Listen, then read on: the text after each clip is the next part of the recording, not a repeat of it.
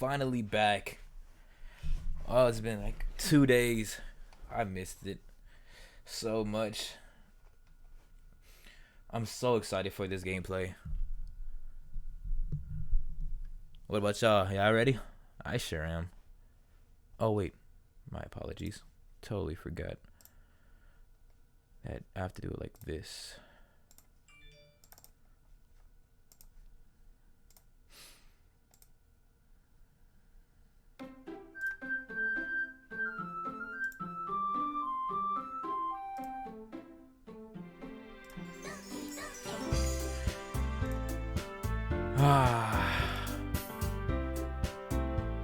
Yo, what's up, guys?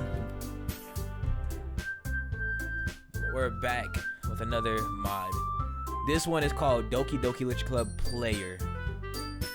So, if I'm correct, the original creator was named Saikino Gaming. Thank you for the recommendation and thank you for the early mod release to check out. I'm so excited to check this out. And if I'm correct, you get to be playing as one of the girl characters. I don't recall which one correctly, so this will be a first experience and a first playthrough.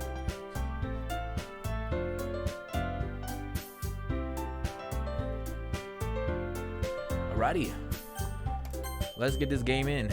And you know we gotta go with the classic curly.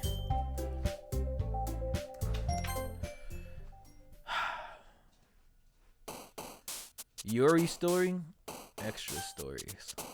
This is so sick. What are extra stories?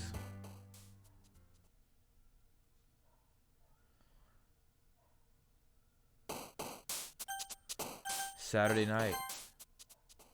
This is so fucking cool.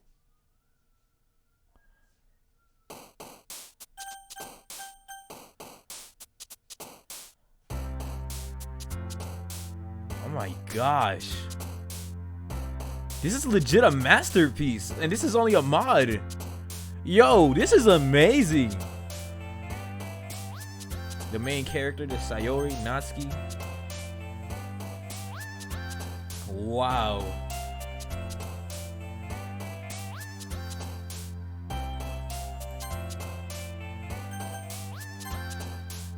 Bro, this is actually amazing, bro. Alright. So I guess we'll start off with Yuri's story.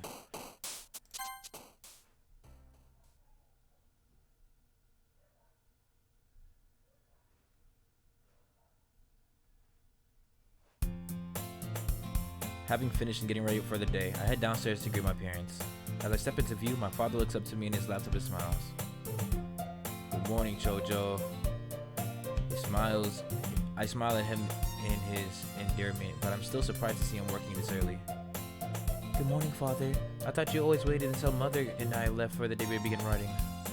That is true, but once in a while I'll get the idea that I need to write down right away, in case I forget. Don't worry, I made sure breakfast is ready. Father gestures in the kitchen with a nod. I see a bowl of rice with bright yellow stripes across the top. Is that uri gohan? Father smiles as he nods. I remember how much you liked that dish, especially when we went out for your mother's birthday. I've been meaning to try it for a while now. I begin walking towards the table with my eyes wide as my mouth opens. Is it a moment before I realize I haven't said anything yet? It looks amazing. Thank you so much. I don't know how much about delicacies, but I'm pretty sure this isn't easy to come by. Is there a special occasion? As I sit to begin my meal, I wonder how old Yuri is in this day and age. Is it? Oh look, is that a Monica plushie? And is that Natsuki? Or is that Sayuri? Wait. I wish I could zoom in. Is that a piranha plant in the background? Wow, this is really nice. Not really. I ran into a friend and ordered too much. That's a Natsuki doll? Beautiful. I thought it was Sayori hanging for a second. I was like, whoa. A little dark off the rip, but at least I'm noticing it. I'm trying to catch any Easter eggs. Not really. I ran into a bunch of friends who ordered too much. He only serves it on the daily harvest, so he asked if I wanted to take it home. I take a bite and the flavor is just as incredible as I had remembered. I close my eyes to focus my sense of rich and creamy texture. Father, this is amazing. Thank you. Father smiles widen. You're very welcome. I'm glad someone got a chance to enjoy it. I gave Father a questioning look. Mother didn't want any? She left for work already. She said she didn't have time to eat this morning. I feel a tinge of sadness. Mother's extremely dedicated to her profession, which I've always admired. Oh look, it's that eye. I'm pretty sure that's the way that eye is there. Kind of reminds me of the story of Markov in a sense, the way how it was explained at least. Look at the essence, really bringing out the Yuri and Yuri. Because in back we played Blue Skies, Yuri talked a lot about knowing about her. The essence this is really badass, and knowing that you get to go through each and every character is amazing. She didn't take any extra moment to try the food after he went through the effort to do that. I ate slowly, partially because of my change in mood, but also to savor the meal. As I get up to clean my dishes, Father takes something out of the refrigerator. He holds 2 bento boxes. I know what he's about to say. Ooh! Sayori's is coming out. Please let me know ASAP when you drop that so I can play it. Please, please, please, please, please, please, please, please, please.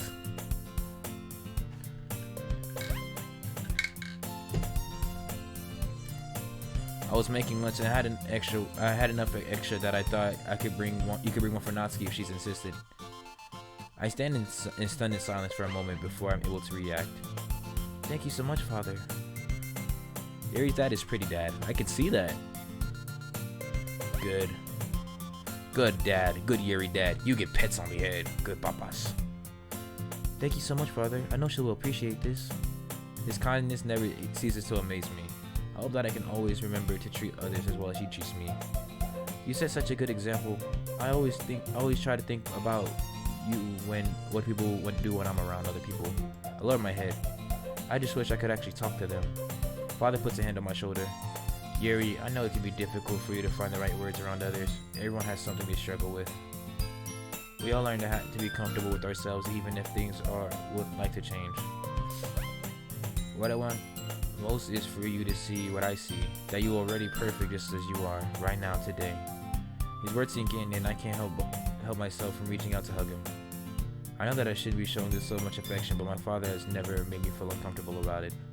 He hugs me tightly back for several moments, then he takes a step back to look me in the eye. Don't ever feel like you need to change yourself and meet anyone else's expectation. I rub my eyes with my sleeve.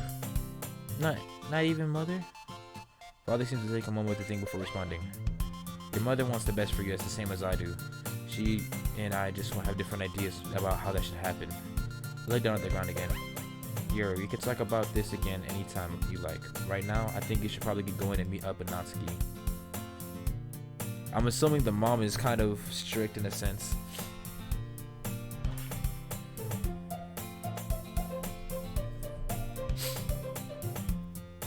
I place the boxes in my bag and start to walk out. Father sits down on the couch and restarts his laptop. As I open the door, I stop and turn back to him. Father? He turns to me, look at me, knows. He looks at me. Fuck, I can't read. He turns to me with a look that lets me know I can tell him anything. Thank you for everything. Stepping outside, I begin to walk to school. As usual, my thoughts are going a mile a minute. Sweet scene.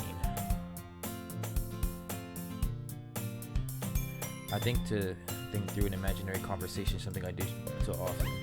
I'm oblivious to everyone around me until my concentration is broken by the shouts of laundry pole driver. I suddenly realize I've almost passed the intersection where I usually meet up with Natsuki. I was so caught up in my thoughts, I don't even remember the walk here. I look back in the direction I came from, noticing details that I passed by moments ago until another voice grabs my attention. Did you forget something? Don't tell me you have to run back home. I turn to see Natsuki approaching. Good morning, Natsuki. I wasn't paying much attention, that's all. You need to stop zooming out so much. You have to be aware of your surroundings. You can be ready to act on any moment's notice. Like me. For example, you see that guy coming towards us? Natsuki tilts her head forward in the direction of the man at the same side of the street as us. He's another 6 or 7 minutes away, but I'm already prepared to knock his ass if he so much as blinks in our direction. Bro didn't even do anything, Natsuki, but, you know, it's classic Natsuki. Coincidentally, at the same moment, the man crosses over to the same side of the street as us. Smart move! Just then, I remember the lunch I made for Natsuki. I slipped and unzipped my bag. I have something for you. Father packed it. I hold the bento out to her. I bet. Bro was not trying to catch the smoke.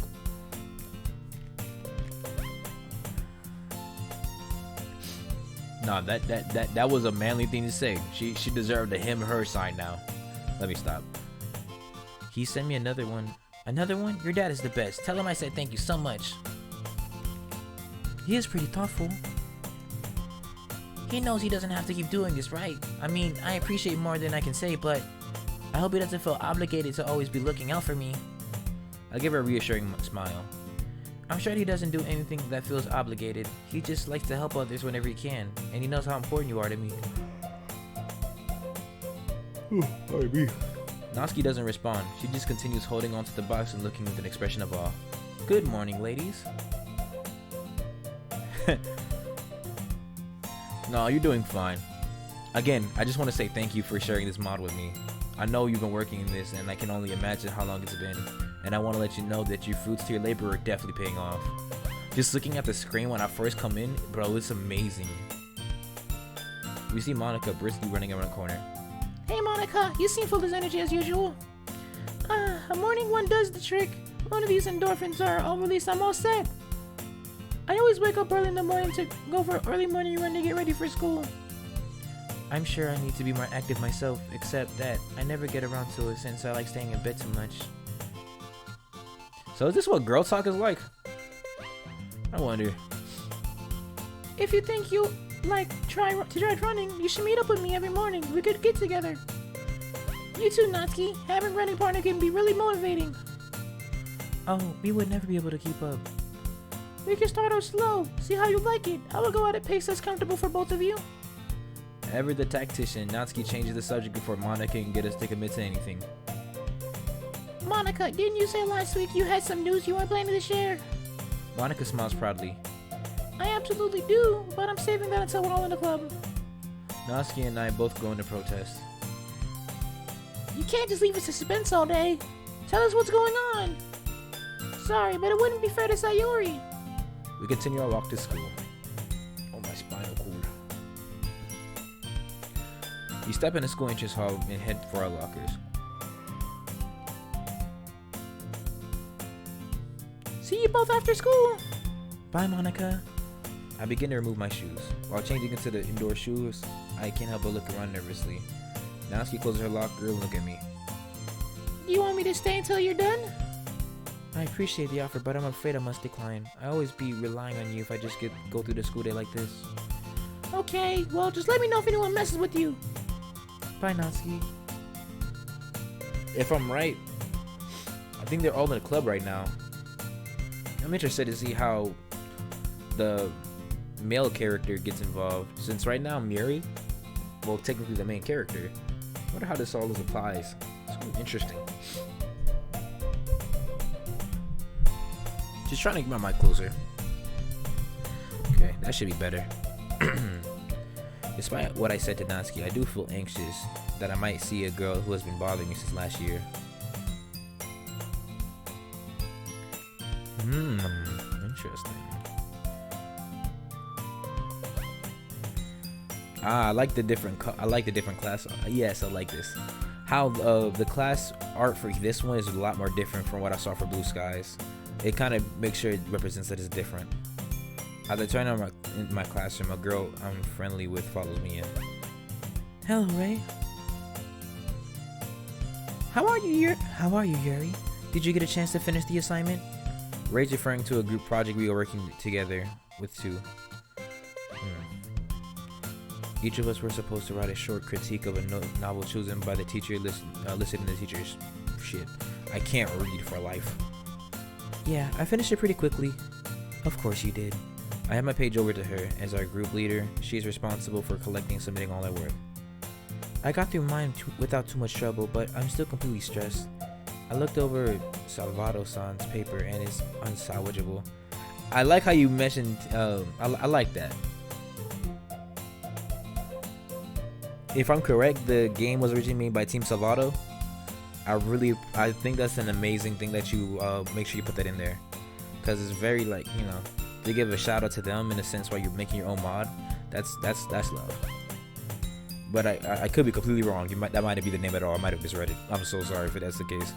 But if I'm right, good job. If not, just ignore me. Ray does look pretty upset. Do you want me to take a look at it? Would you mind? I really can't tell if he didn't understand the directions or he just don't care. Or both. Maybe I could expand on what he's writing. Ray hit me over the page. Anything you can do with it will be great. It can't get any worse than it is now. I scanned over the assignment. It looks like it was written by a 4th grader. Just then the teacher stands to begin class. I quickly put the assignment away to get ready to take notes. Time for another day of straining my mind from wandering. Lunchtime. I stepped out on the rooftop just as I hoped. There was no one there. None of my friends have the same lunch period as I do, so every day I should eat alone. I'm sure if one of them were able, they would accompany me, especially the other members of the literature club. We started growing closer since we began meeting up outside of school. Last month, we all watched Monica's tennis matches, then went out to lunch together. Afterwards, we went back to the house to work on some ikebana. It was relaxing. If that says ikebana, thank you. With flour, I see. Ikebana. Sayori said the next time we get together, we should have a karaoke night. I'm not sure about that one. After my last class was finished, I head to the room where the literature club always meets. We always use the first part. Ikebana? I don't know what ikebana is. Oh, it's something to do with the flower. Interesting. Oh, a karaoke scene? Hey, you got more than enough time.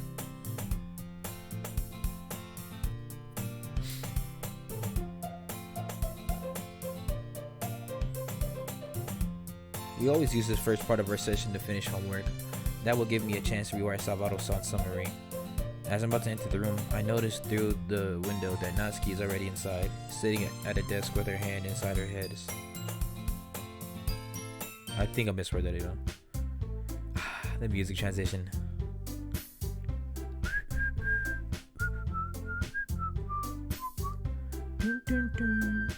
Bro, I absolutely love this, just the music.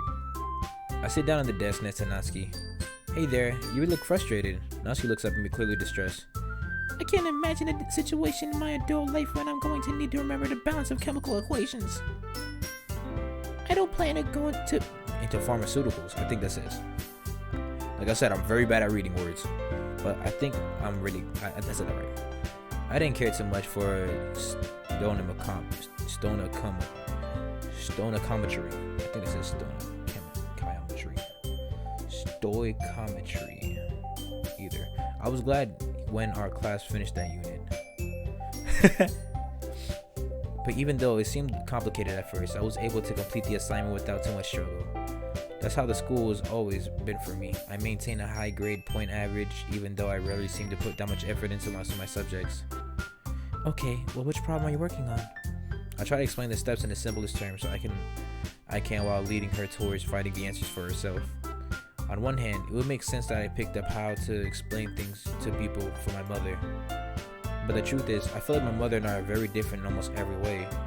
I often wonder how I become so patient and understanding when she is always so easily flustered. After I finished helping Natsuki, I decided to read a little for a little while. I take out my father's novel, which I'll be rereading again, to see if my interpretation has changed. I got distracted for a moment by a conversation with the other girls we're having. So you were talking about bringing a friend over who might want to join the club. Natsuki is complaining because this friend is a boy, which causes Sayori to raise the pitch of her voice in defense. I admire how enthusiastic she always is, but she always talks so loud. It takes some effort to tune them out. After about 15 pages, one passage in particular catches my attention. Some of the lines in this section sound very familiar. In fact, I think they might be referring to a well-known work. I can't remember the name of the author, but I think it was a French novella. Something really influential. I think maybe from the existentialist movement. The fact she's thinking about that is crazy. The closet. Where she pulled me in and tried to murder me with her. Those are good times, wasn't it? Classic Yuri. Also, if you guys like my Blue Skies, all of them should be coming up on YouTube shortly.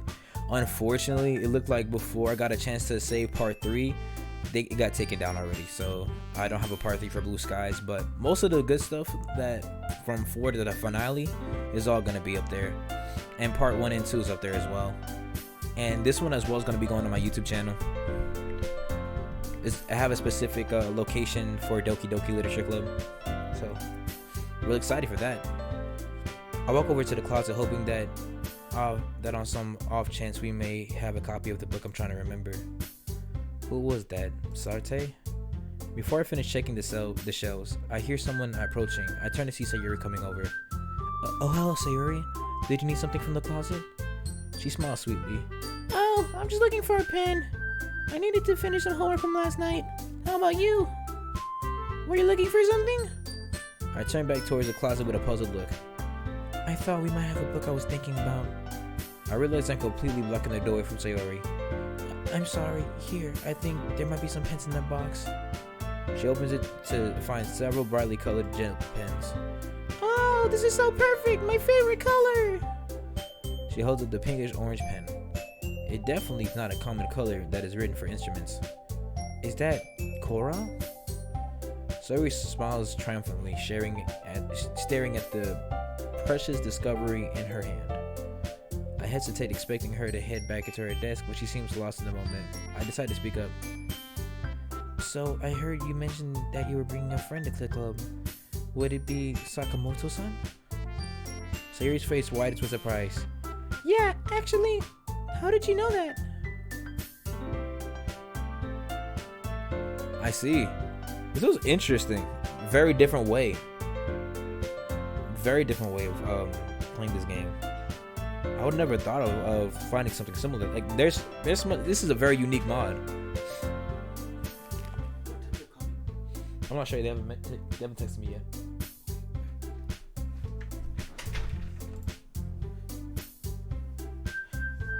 How could I not know that? Sayori is friendly with just about everyone, but there is only one boy she spends significant time out with.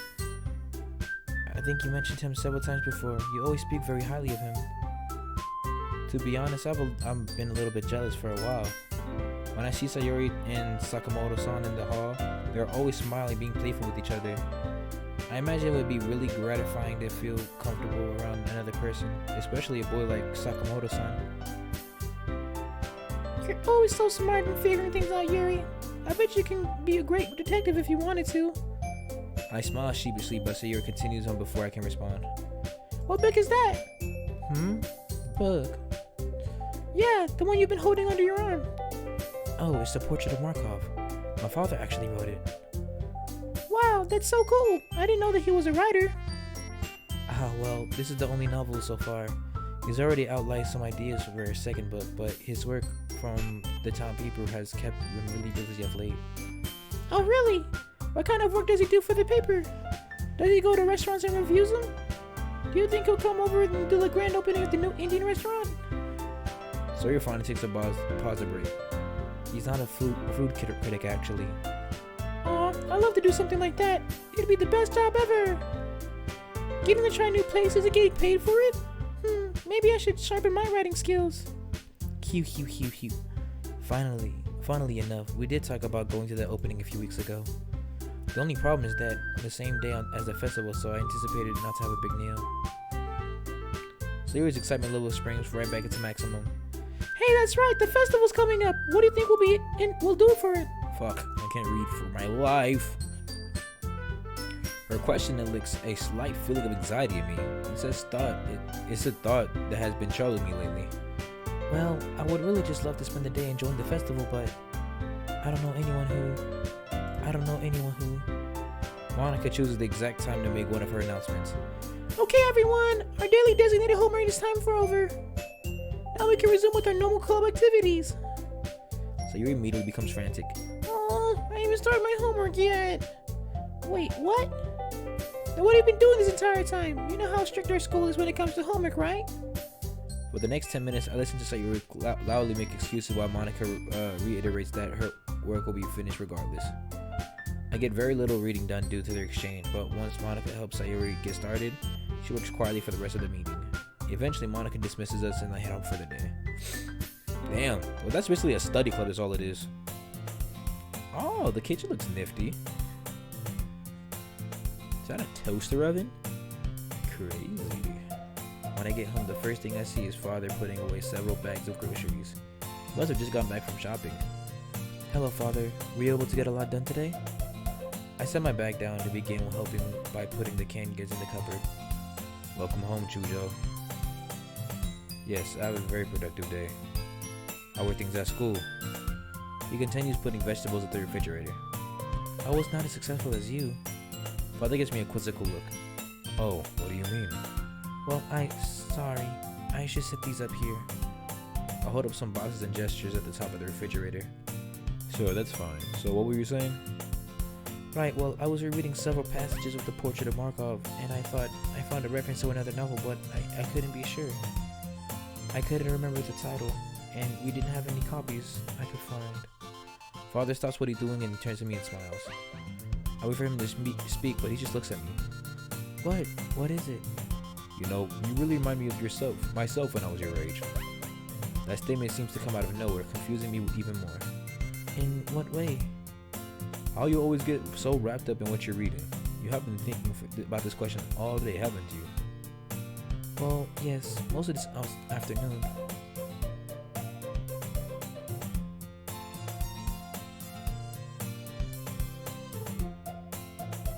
Really? So this is the same PG that's supposed to be Natsuki's dad.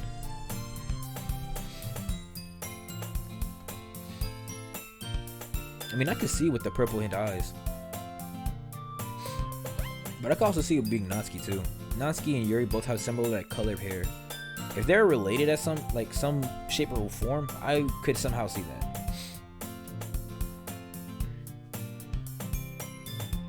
Well, yes, most of this afternoon. I reach into the large grocery bag and pull out 2 jars. I'm sorry, Yuri. Here I've been letting you help me with these groceries prying for information. And what you probably want most after a long day to relax a bit. That does sound nice, but Mother will want me to start on my next week's. Your mother won't be home for another 45 minutes. Why don't you get changed and have some time for yourself? You can ask me about the Portrait of Markov's passage later today. Sometimes I wonder if Father is a little too indulgent with me. Are you sure that's... Yes, Yuri. You work hard enough. You deserve a break when you get one. Thank you, Father. I will. It is only then as I reach up to the last 2 jars. Yo, welcome to the stream. How's your day been? It is only up then as I reach the last 2 jars away that I notice one of the labels. Wait, okonomiyaki sauce. What is this for? I'm making it tonight. It's a surprise. I chuckle and shake my head.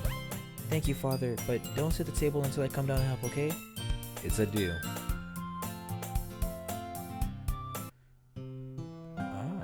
Interesting. I rush upstairs to change and get ready for read the final pages of my book. Although I can't help but feel a tinge of guilty about something Father just said. About how I work really hard. I never said to him, but I don't really feel like that's true. Most of my grades just feel like they're just handed to me. I attend class, I do my work, then I move on. I never request extra attention from any of the teachers, and I have never needed to speak with one after class. I guess most subjects just come to me naturally, but what about university? Will I be able just to coast like I do now? Or am I in for a rude awakening? I realize I'm getting lost in my thoughts again. I wasted almost 10 minutes just of the repeated reprieve Father encouraged me to take. Why can't I read? I don't know why. If I get down to business, I should be able to finish reading this last section before dinner. But when I regained consciousness, I was lying in a fisherman's hut as on one of the Lofton's islands.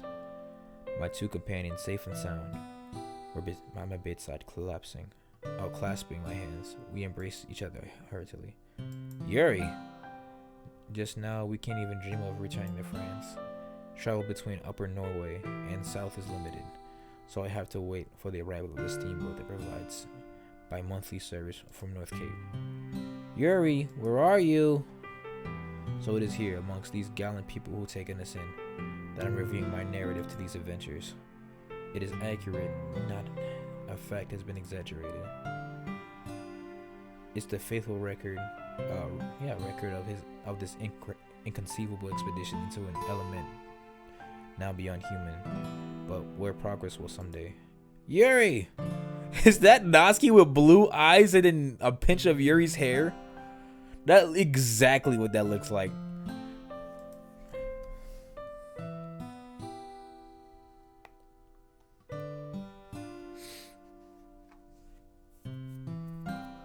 The mom. I'm pretty sure she's an asshole just a bit. Didn't you hear me? Oh dear, I did it again, didn't I? Sorry, mother. It was just my book.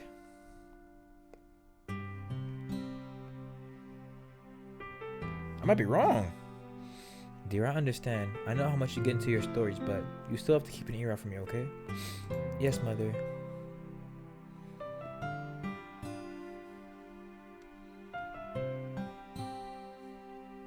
I see.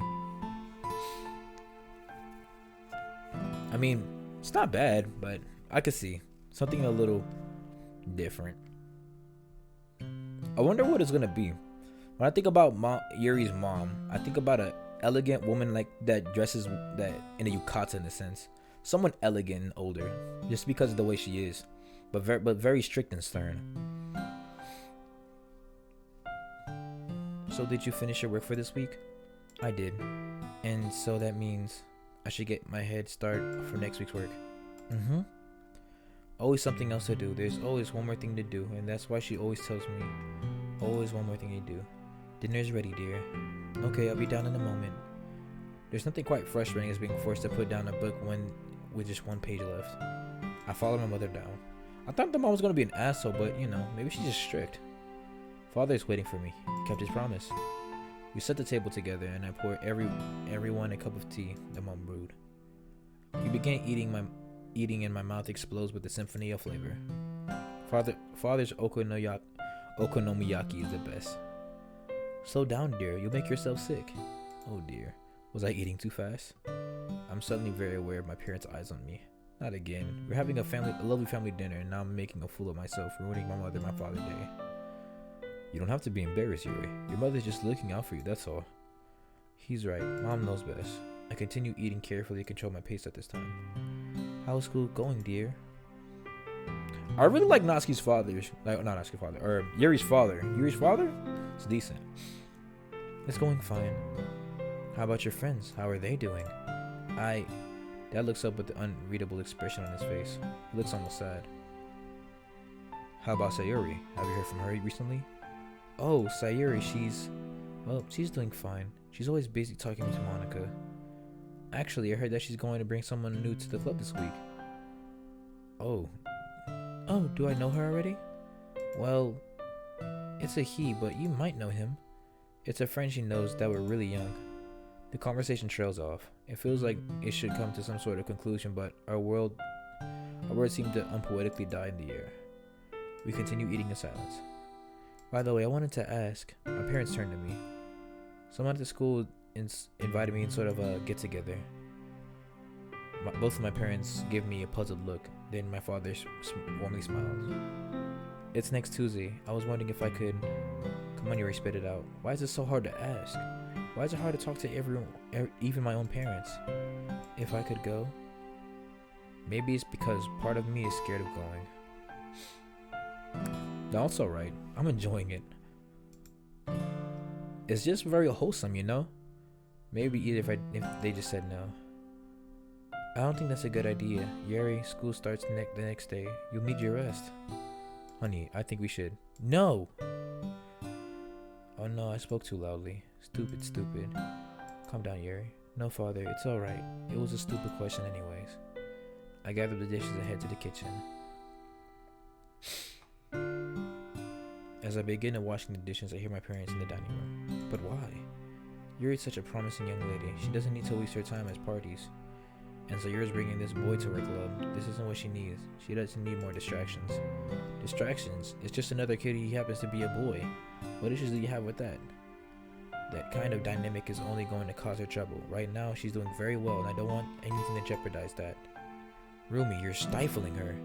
I'm stifling her. I'm helping keeping the doors open for her. I want her to have opportunities in life. Do you want her to have to settle for a career she isn't motivated to succeed in doing? Of course, I want her to be able to do what she loves, but before that can happen, she needs to experience other areas of life. She's not going to learn independence and how to make a good decision if all she knows is schoolwork. Studying and working hard is how she'll reach her full potential.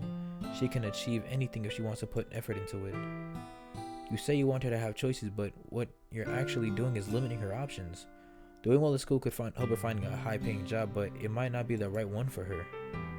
She might end up financially successful, but will she want to stay in this position where she doesn't feel joy or passion? To be able to find these kind of choices, she needs to be able to know what she is, and that it doesn't happen just by studying all day. My eyes begin to water. I only now realize that I'm finished washing my dishes several minutes ago, and that I have been standing idle by the sink by water running. Fudge! I know that it's wrong. Yeah, that is spitting straight facts. I know that it's wrong for me to be listening in the argument between my parents. I turn the water off. Look, I care about Yuri very much. You understand that, don't you? We both do. That we should be working together to help her the best as we can.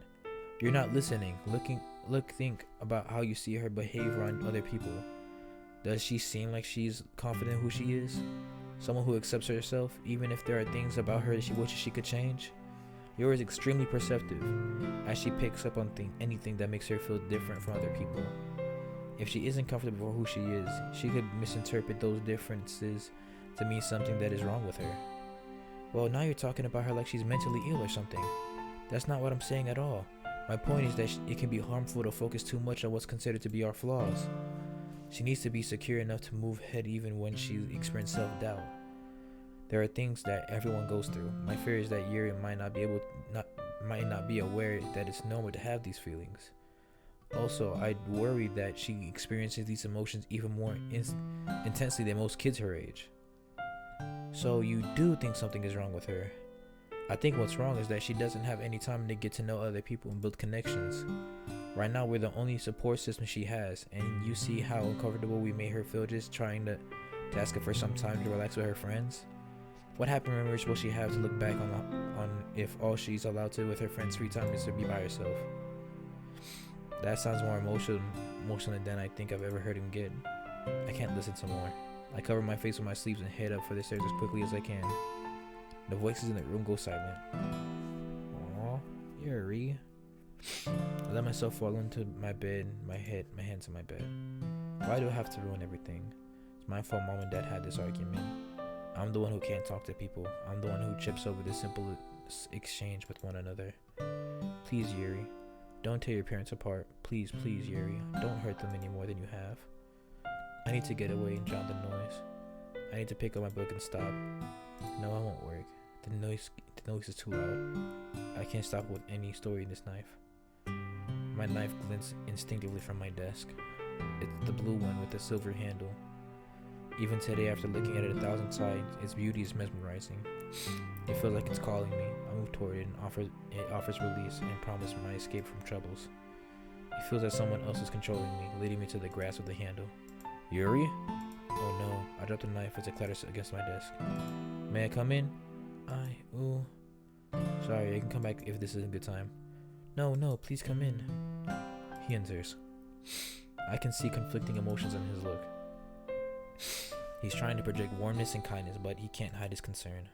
I'm guessing you heard your mother and I arguing, huh? Yuri, I want you to know that it's normal for parents to disagree sometimes, and that is never your fault. We both love you very much, and we want to be sure we always do what's best for you. And sometimes family need to have these discussions to help clarify what it is. His eyes are tearing up. He looks like he's already been crying earlier. He looks down. Oh dear.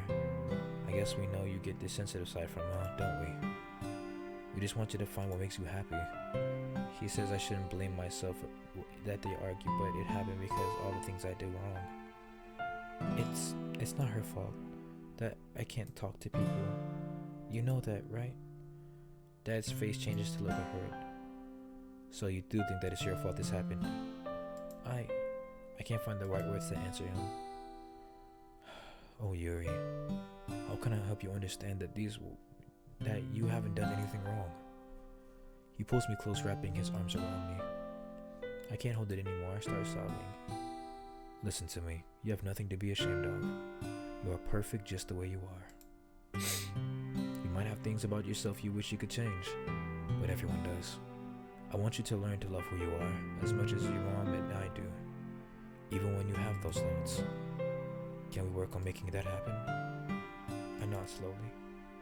I hope you mean that. I'm going to give you some space for now, but your mother and I are always here for you, anytime you need us.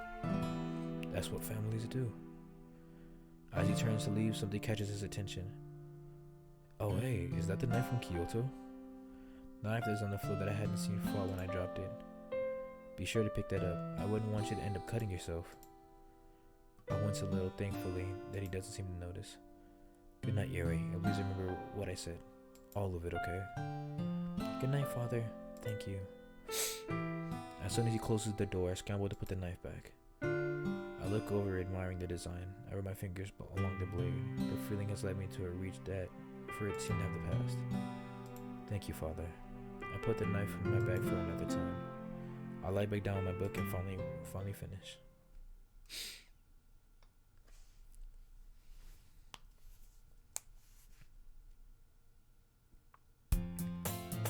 I wake up very suddenly to see that it's still early. Alarm won't go off for another 20 minutes. Don't you hate when that happens? When you wake up early and the alarm that you have just kind of that you set up, it just didn't ring, and you find out that you woke up before the alarm even rang. I have a very bad habit of doing that, just in case. I usually wake up around like 5 o'clock or 4:50, and I'll wake up around 3:30, 4 o'clock, and I'm like, fudge. When I'll go to sleep, and then I'll stress out, waking up sick thinking I missed the alarm. Happens from time to time. Man, pardon me. I don't just pop awake like this. Also, I feel more rested than usual. I don't know what I did differently, but it feels like I slept very deep last night. I suddenly remember something that Father and I talked about how everyone has negative thoughts sometimes. How you have to be confident enough to not let those influences you. How do you learn to do that? I feel like my thoughts are out of my control most of the time. Do other people feel this experience? Yes we do. How do they handle it? The way I handle like stress like that, in a sense, I just realized, hey, I gotta think about something else. We gotta do something else. So I make the intention to do something else. So like sometimes I'll be in my head for too long. I'll snap out of it by being productive. I'll do something, especially when I have negative thoughts. Sometimes I'll go have some fun, to clear my mind.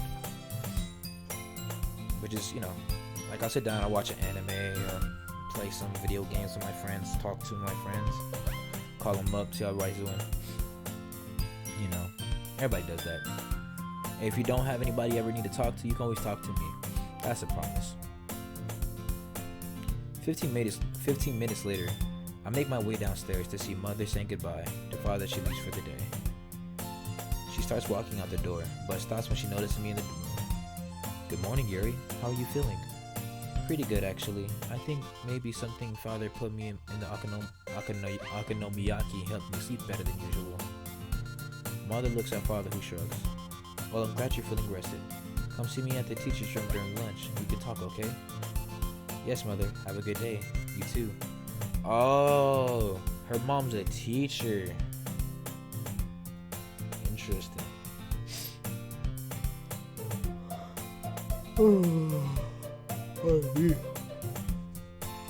Yeah, I put that in there. Put 2 + 2 = 4. Father returns to the kitchen. These two are the pencil boxes sitting half full. He begins to finish packing it. He looks over at me as he works. What's the smile for? Smile? I don't know. Now that he mentions it, I feel like I'm a little bit more different. I can't quite put my finger on it, but it's just I'm feeling relief from a burden. A burden that I didn't realize that was even here until he said so. Father, last night you said something that I needed to learn not to let my thoughts bother me so much. Father stops packing. Do you think that might be true? I'm not sure, but sometimes it feels that way. How will I know if that's happening? Well, one way you can tell if you find yourself thinking in extremes. Let's say you found a cute boy that you wanted to talk to. Father, I'm not teasing you, it's a very normal thing to do at your age. But imagine you end up not knowing what to say and lose your chance. How do you react in your mind? Do you tell yourself I'll never be able to talk to that person and completely give up? Or do you acknowledge that you didn't go and how it wanted this time and think about how you could do it differently if you tried again?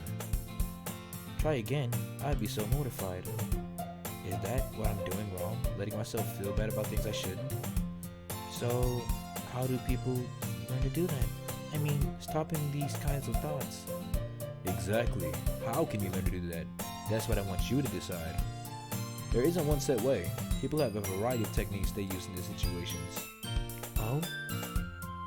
I would say this is the first step might be able fudge. I would say the first step might be to go over some options and see if anything like something you could try. But do you want to know the good news? Whether you believe it or not is really, it's 100% doable. For me? For anyone. No one has to let their thoughts control their lives. The trick is to have the lives you want by learning to control them. Father hands me both pencil boxes. And the other good news? You'll never have to deal with it alone. You have people who care about you and be there anytime you need them. I still have questions for Father, but I'm pretty sure he had more he wanted to say. Oh, my spine! Pardon me. My back's been hurting all day today. For now, I need to get going. At least I need to make the comfort in the thought that maybe things could change for me. Up ahead, I see Natsuki waiting. She's holding a tray, but she keeps turning her head like she's watching something. And I get a closer look, and there are people in the way, and I'm able to follow her line of sight with a pair of students. That's Sayori and Sakamoto, right? Greeting, Natsuki. Hey, Yuri! As Natsuki and I walk along together, I notice that she is slowly edging closer and closer to Sayori and her friend. We can now clearly hear every word their conversation, and well, as Sayori's words is at least, Sakamoto's voice is actually some kind of dynamic range to it, so he speaks more quietly at the same time. Sayori, however, projects across the neighborhood. Yay, I'm so happy! You know I even planned on inviting you today! Oh, hell no. Natsuki isn't even trying to be subtle about eavesdropping on them. Natsuki, it's impolite to listen to other people's conversations. Give it a rest, Yuri! It's not like Sayori's using her inside voice. But still. I don't finish my sentence. Fudge. I can tell we'll get into one of our arguments if I pursue this any further. I hand the bento box my father made for her and we don't talk for the rest of the way. I thought by the time we made it to school, Natsuki would have moved from our little argument, but she still looks upset. I don't want her feelings upset all morning. Natsuki, I'm sorry if I was too judgmental earlier. Oh no, that's no big deal. She seems distracted. Is something bothering you? Natsuki looks at me like she has 3 heads. Of course there's something wrong. Don't you think there's a new guy that suddenly wants to join the literature club? He's been paying less and less attention to Sayori for who knows how long, and now all of a sudden he wants to come back to the book club with her? And she knows this how? I don't buy it. Something's going on and I'm going to get to the bottom of it. Well, it's true I never seen Sakamoto-san walking around with stacks of novels in his arm. But what sinister motivation could he have from joining After Club? Isn't it obvious? I'm at a complete loss. He wants attention from a group of girls. He's trying to be a lonely otaku loser, but he doesn't even have the balls to come out and confess to anyone. Welcome to Conspiracy Town. Population, Natsuki. Don't be so sure. But even if he is, I don't think he would get away with anything if there's 4 of us around. Don't underestimate the desperate fanboy. All the anime they watch fills their heads with tons of stick shit. That is not true. As a person that reads manga, that watches anime, I do not have sick shit. Sure, I have a job and there's a lot of girls there all the time, but do I do weird things? No. I do my job and hang out with them. You know, we talk and then we do as we told. We do as we continue to do. Natsuki points her finger at me, continues to look at me in my eyes as she veers towards her locker. As I'm changing my footwear, I see Sakamoto making Sayuri laugh. They have such a carefree rapport. That's what it said. That says rapport for sure. They have such a carefree rapport. It looks so easy for them. At that moment, Sakamoto turns, locking eyes with me. His expression changes. Sayuri still shaking her head with laughter and he doesn't notice. What is that look he's giving me? Am I still looking back? How is it that I haven't looked away or felt uncomfortable? Sayuri's voice causes me to finally look back at my locker. You're funny, Curly. I'll see you later. She's leaving. Is he not following her? Oh, she seems to be leading him somewhere. As they turn a corner, he looks back, and we briefly make eye contact again. Then they're gone. What happened just now? Was that love at first sight? Who knows? We shall find out.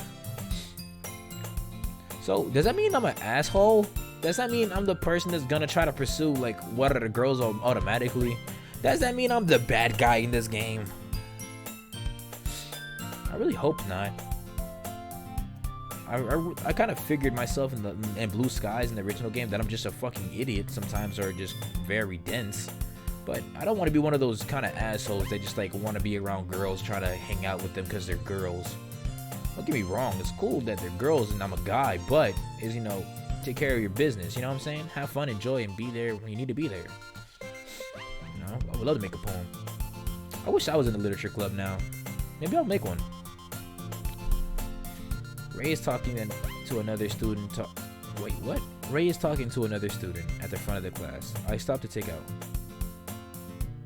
Oh, it's not. Thank the Lord. Because I was really scared that I was going to be in kind of asshole, and I really don't want to. I feel like, in my opinion, because Yuri's, based on the description, is a very unique kind of looking person. Not saying, like, you know, that none of the other girls are, but like that pink purple hair, that deep violet purple, that would have caught my attention too. I'm pretty sure like in the United States, there's a lot of girls that dye their hair and whatnot.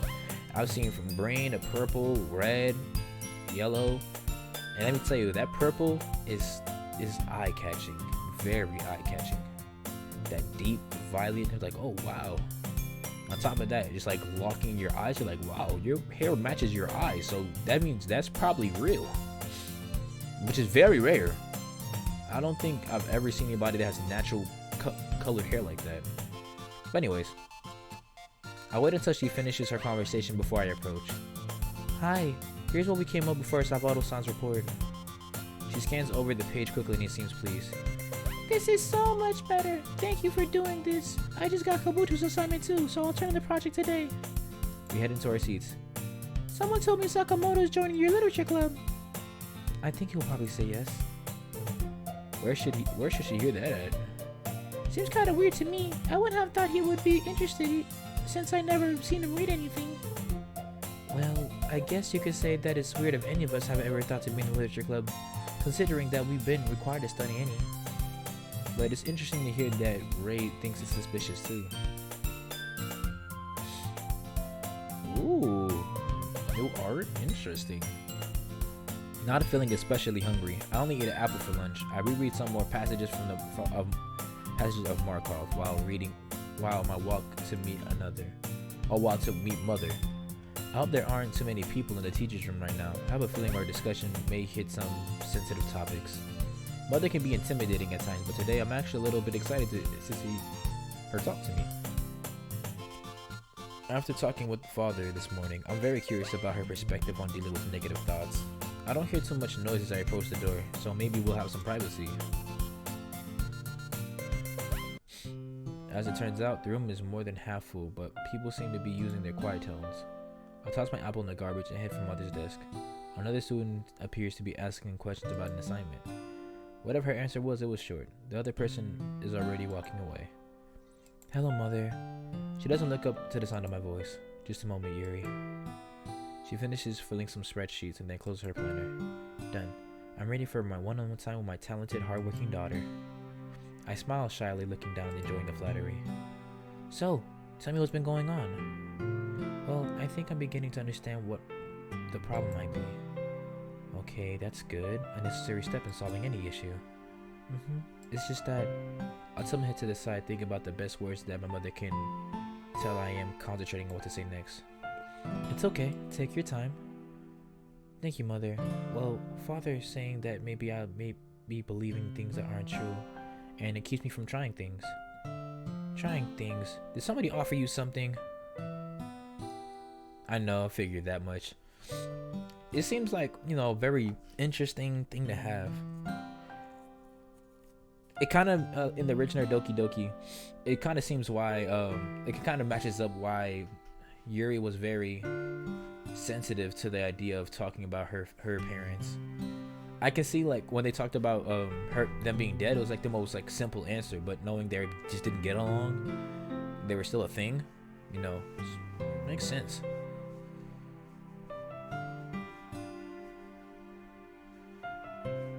Trying things. Did somebody offer you something? What does she think I'm doing? Drugs? No, nothing like that. I just get these, patterns of thoughts, and I don't know, maybe there's a way I can take control of it. Patterns of thoughts? You mean thinking about boys? No, it's not like that. Well, not just boys. Not girls either. Not that way. I'm not talking about romantic relationships. You know that I don't really talk to people, right? Yuri's mom? Yeah, I thought both of their parents were dead. Or maybe the mom was dead and the father didn't want nothing to do with her, in a sense. Just because of the original game and how it was scripted. Of course, you're very focused and avoid spending time with anyone who would distract you from idle school gossip. I do? I guess I didn't realize that was what's happening. Is this about your Sayori friend? Oh, yeah.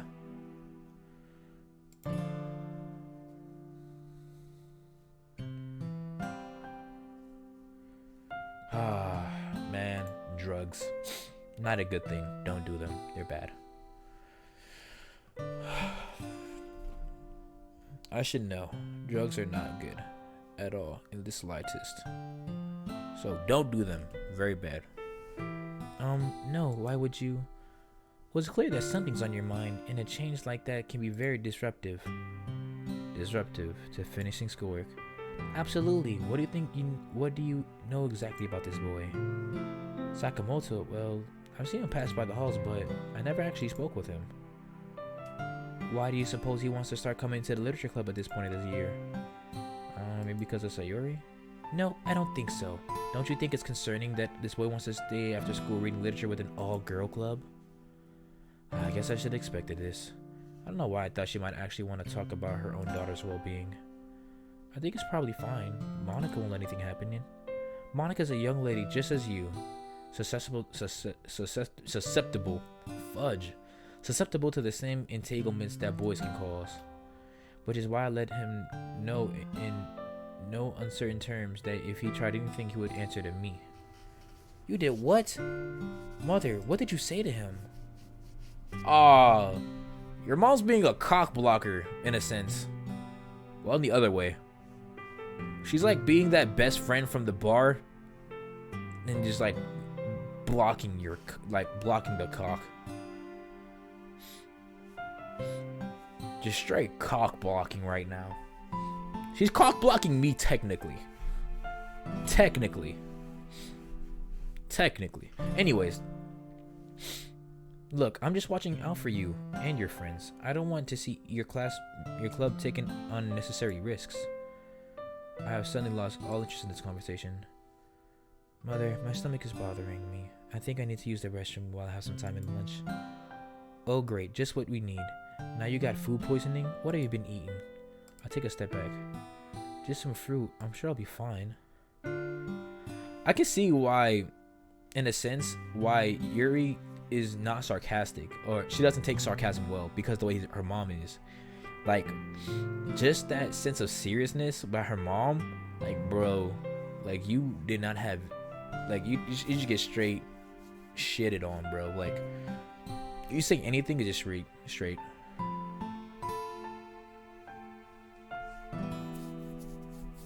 I don't hate her, it's just like, she's just not really understanding Yuri. And there's a difference between like really understanding someone versus, making your own assumptions and making it work together. Like my mom, in a sense, she does that too, and I understand like why you think that, but if I have my own thoughts and opinions, I want to let them be voiced. My dad understands a lot more easier than my mom does. I turn and walk off before she can think of any other risks I might encounter. Father's words in this morning echo in my head. I hope there's anyone on the roof right now. Thankfully, I'm alone. Why did I think anything would change? Why did I think my mother might see things differently just because she and father had one discussion about me? She decided what my needs were a long time ago, and she's not going to take any new information into account. That's who she is, and that's who she's always been. Maybe people really can't help the way they are. If she's stuck the way she is, maybe I'll always be the way I am. I don't know why I let myself believe I could change anyway. I always known that never really happens. Hence, like before, Blue Skies, how she always said she wouldn't change or she's incapable of change. This is like the little bits and patterns that I'm peeping. I don't know if you took inspiration from Blue Skies or any other mod, but I could see different connections in a sense just because of like what I just played. I really did enjoy Blue Skies though. Blue Skies was an amazing experience.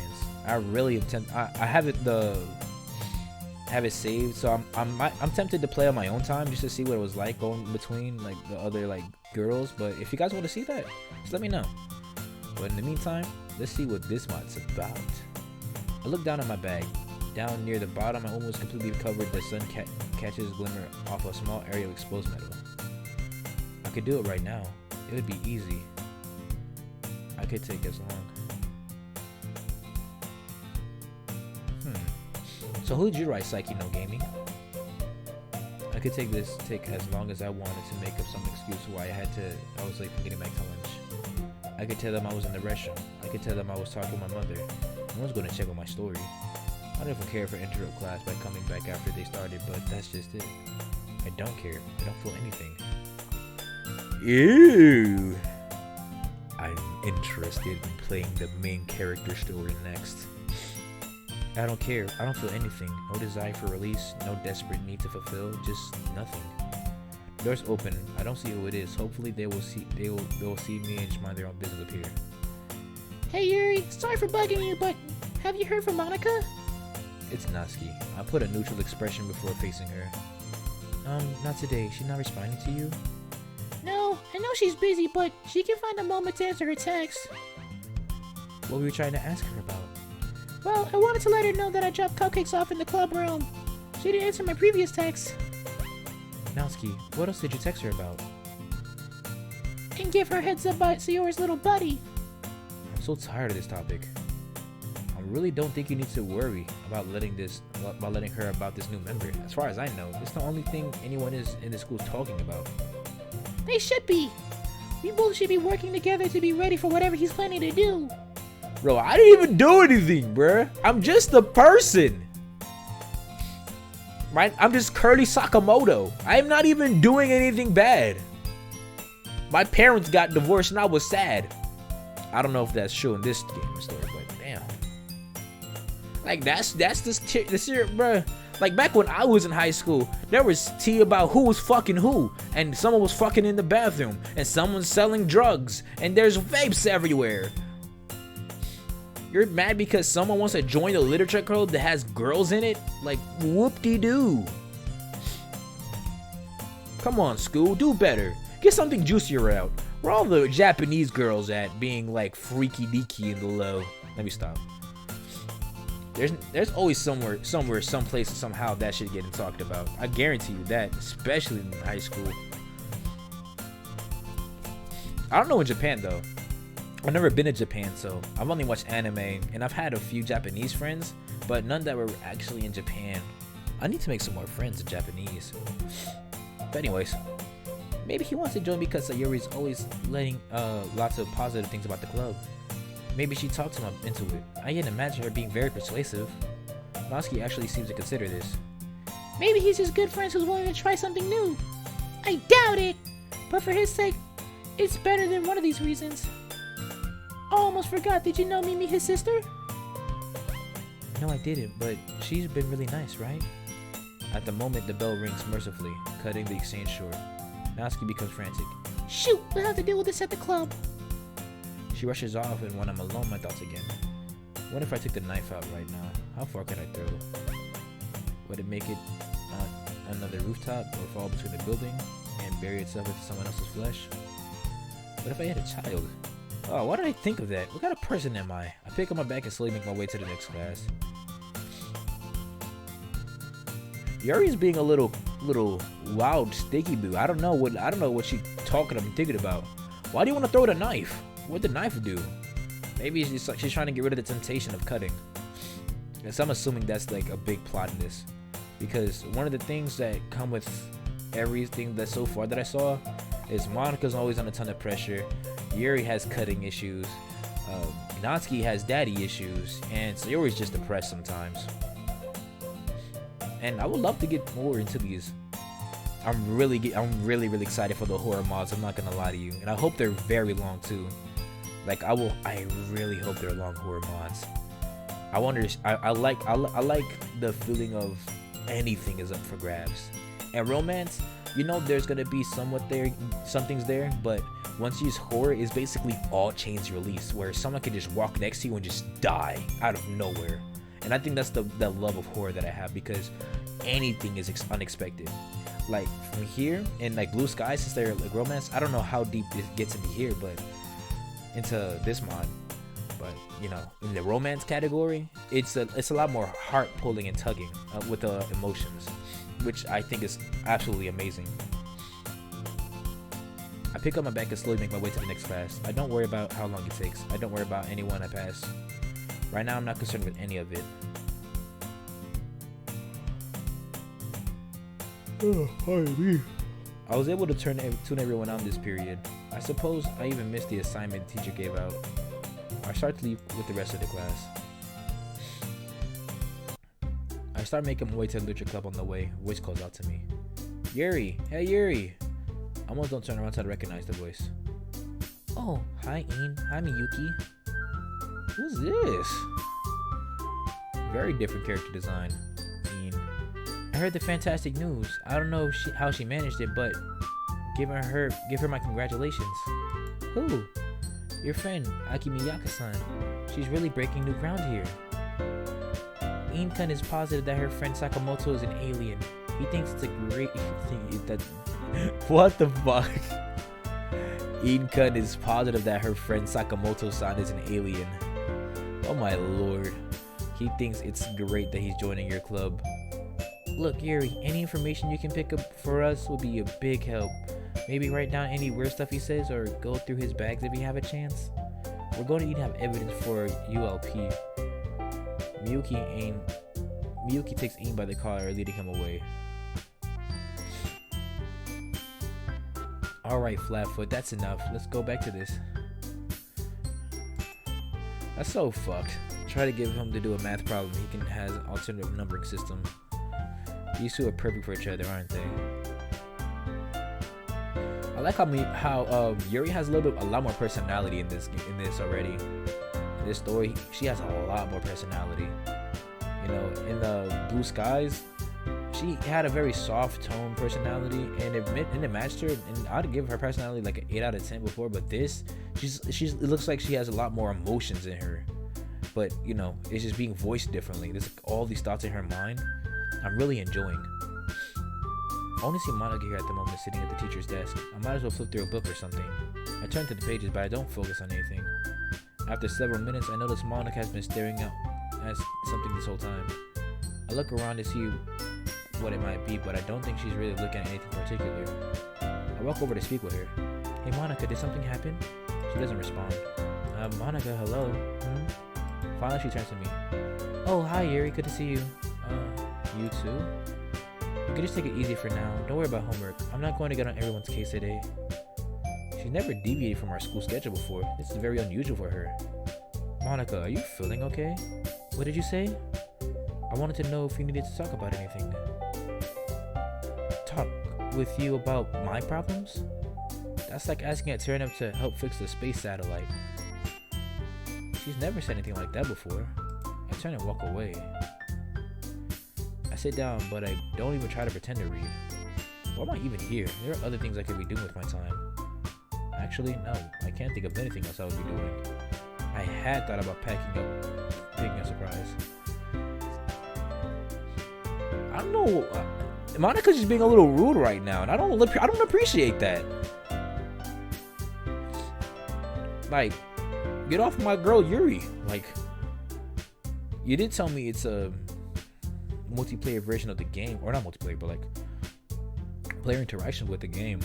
So I'm assuming that this is a little, I don't know. If it's like the original game in people's opinion, like since this is like, if this is like the original game, but in different people's point of views, then it's gonna get very fucked very fast. I don't know why she was being so rude though. Like, that shit was so fucking warranted. It's kind of like throwing me off. Like, never have I seen Monica so rude, because even Monica in the original game, she said that, you know, they're 2D characters and you try to fuck with them, but she still loved them because they're still her friends. I thought about picking up a surprise for Natsuki later on. I think I may just head home now. I'm really not interested in whatever new developments might take place in the literature club today. I just stand up to realize Monica had walked over to me. Yuri, I'm really sorry for what I said. I'm just having a really bad day, but I shouldn't have taken it out on you. I apologize. She seems like she meant it. Thank you, Monica. I accept. Just the door swings open then.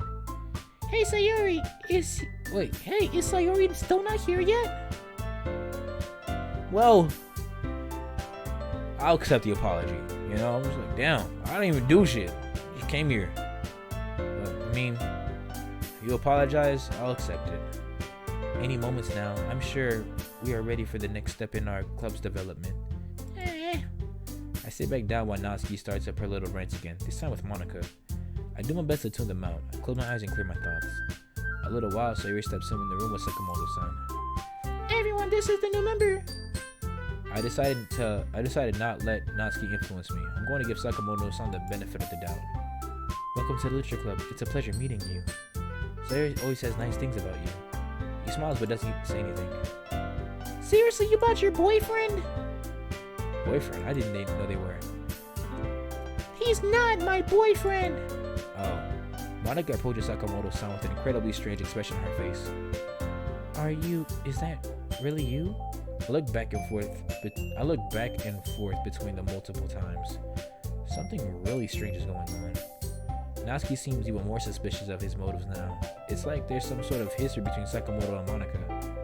I suppose they could have been dating and probably wouldn't have known. It's like a mother said, I don't really spend time on idle gossip. And you already met Yuri. She's the smartest one in the club. So you want to make friends with her if you need help with your grades. Sayori. Don't say things like that. Nice to meet you, Natsuki, Yuri. I think we'll get along. So that's what I look like? I don't look that bad. I kinda like the red eyes though. He looks at me and smiles again. Sayori doesn't notice. She's having some sort of argument with Natsuki. Cupcakes, I think. Why are he and I looking at each other at the same time? This time Sayori drags me over to the seat. I'll make us some tea. I grab a kettle and step. Oh, this is adorable. I like how this is how y'all zoomed up. Cause I always had to imagine it. And this is right here. You see where my mouse is? Right here is where we saw Sayori hanging in the original game, which was pretty fucked. Extremely fucked.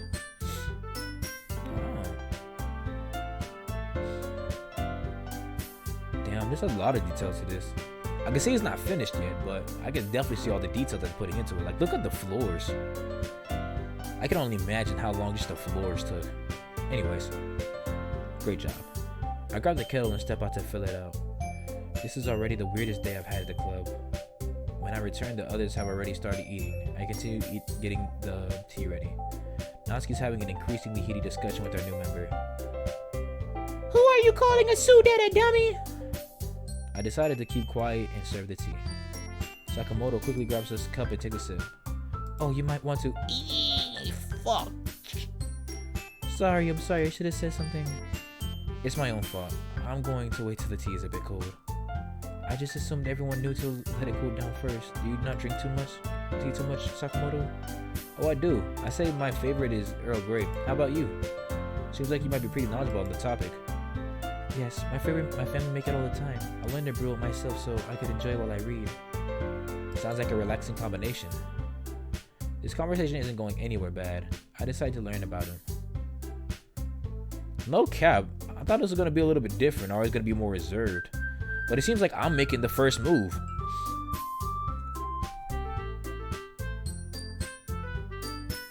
Which is pretty interesting. I didn't think my character would be the aggressor in the relationship, or, you know, in a sense. So, Sakamoto-san, you're in a club where you have plenty to read, so what sorts of book do you enjoy? Well, a variety of things. Classics, fantasy, horror. At the moment, I'm finishing up a manga series, but I also started trying some visual novels. Natsuki makes some sort of noise that is barely enough to make hear. Visual novels? Stories that you play like a video game. Does this mean that this is technically kind of like a visual novel? I guess, in a sense. Okay, so kind of like interactive fiction but with pictures? Right. You played some? No, I just guessed there'd be pictures based off the word visual in the name. It does seem like an interesting concept. Do you have a favorite visual novel, Sakamoto-san? I would say the best one I played was... I'm not remembering the name. Sort of like a dating sim, I think. Dating sim? No, I don't want to judge a medium I'm unfamiliar with. How can you forget the title of the favorite thing? Well, sometimes I just can't remember even the most obvious things. It's okay. It happens to everyone. Maybe I can help you remember. Tell me what the character's like. Oh, well, I say the one I remember best was the childhood friend. The character honestly grew on me over time. Monica looks extremely irritated as she seems to be glaring at Sayuri. What? Oh, fuck no, bro. Is she breaking the fourth wall again? This is crazy. If she's already self-aware, bro, I would be so confused. Like, bro, this was the first day. Wait, if she got self-aware technically on the day we came in, doesn't that make us the person that made her self-aware? Technically. But anyway, besides the point. Now he's getting Natsuki upset again. Does he just like to get a reaction out of people? Well, he couldn't have picked a better target. Natsuki doesn't let anything go by without wide reactions. Even Monica and Sayori decided to join in on teasing Natsuki. This lasted several minutes. Now the discussion was on poems. Maybe you can read us something that you've written. One of your poems you're really proud of. Yeah, that's not happening. Besides, you wouldn't like them. Why not? Don't you ever share your own writing with each other? I think I've heard enough. Sometimes writing can get very personal. It might not even be meant for anyone else to read, and we just met you. Most of the time, my writing is meant to help me reflect on my very personal details.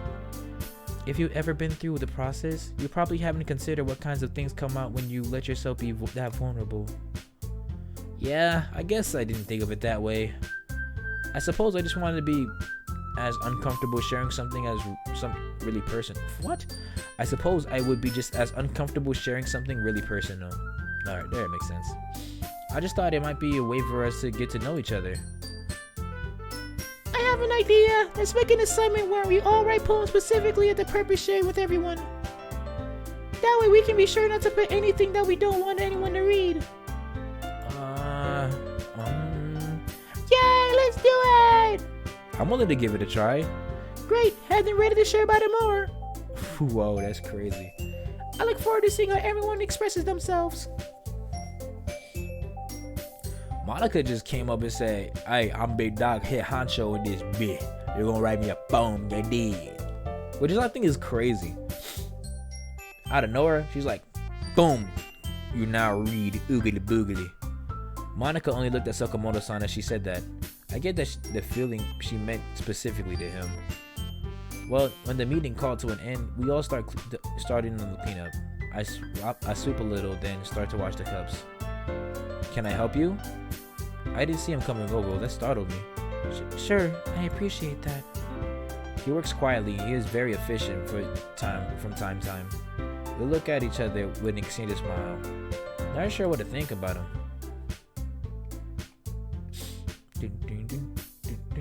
Once we all finish, I grab my things to leave.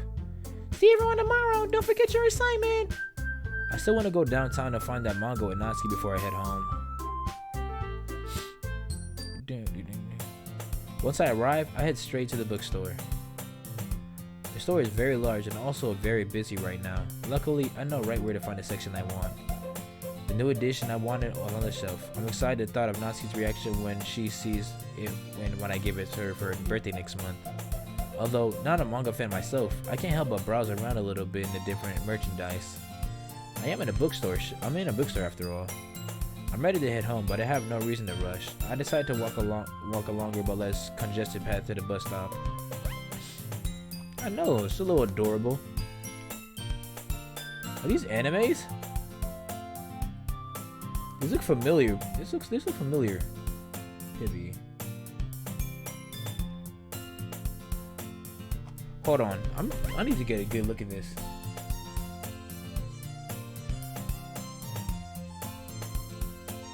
All these look familiar. I just can't recall which ones these were. Especially this one. I don't recall what this one is, but I know I've seen this one.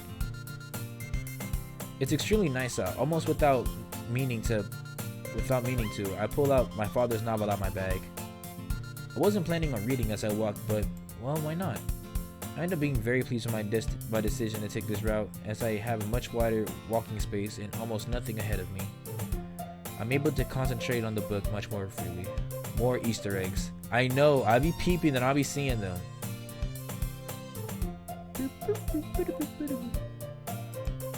I come to a large entrance plaza and decide it will be quicker to walk through there diagonally than rather following the path around the perimeter. Unfortunately, by doing so, I put myself in the path of more swiftling pedestrians. I am probably knocked to the ground with like a basket of cabbage. Oh, my cabbages! I suppose I'll be the red cabbage actually. Oof! My bag has spilled everywhere. My first instinct is to grab the manga to make sure it didn't get creased. And I notice who it is I have collided with. Natsuki, are you alright? I carefully grab the larger textbook to slide over top over the more. Oh, so it's Natsuki she's there? I need to read better. I carefully grab a larger textbook to slide over to the top more compact manga so I can hide it from her. She seems especially annoyed. Shouldn't you be watching where you're going? I stuff my belongings in the bag as quickly as possible. Sorry. Natsuki bends down to help me, but stops and stares at my father's book, which has fallen open. She seems to hesitate. I scoop it and return it to the bag. Where were you going? Her expression softens. My grandmother was taken here today. She gestures to the building in front of us, then I realize we're at a hospital. I came as fast as I could. I didn't pick it up at first, but I now know that she appears out of breath and glistening from sweat. She's going to be okay, but they might keep her overnight. Her grandmother is the only person she lives with. With her in the hospital, Natsuki would be home alone. Would you mind if I come with you?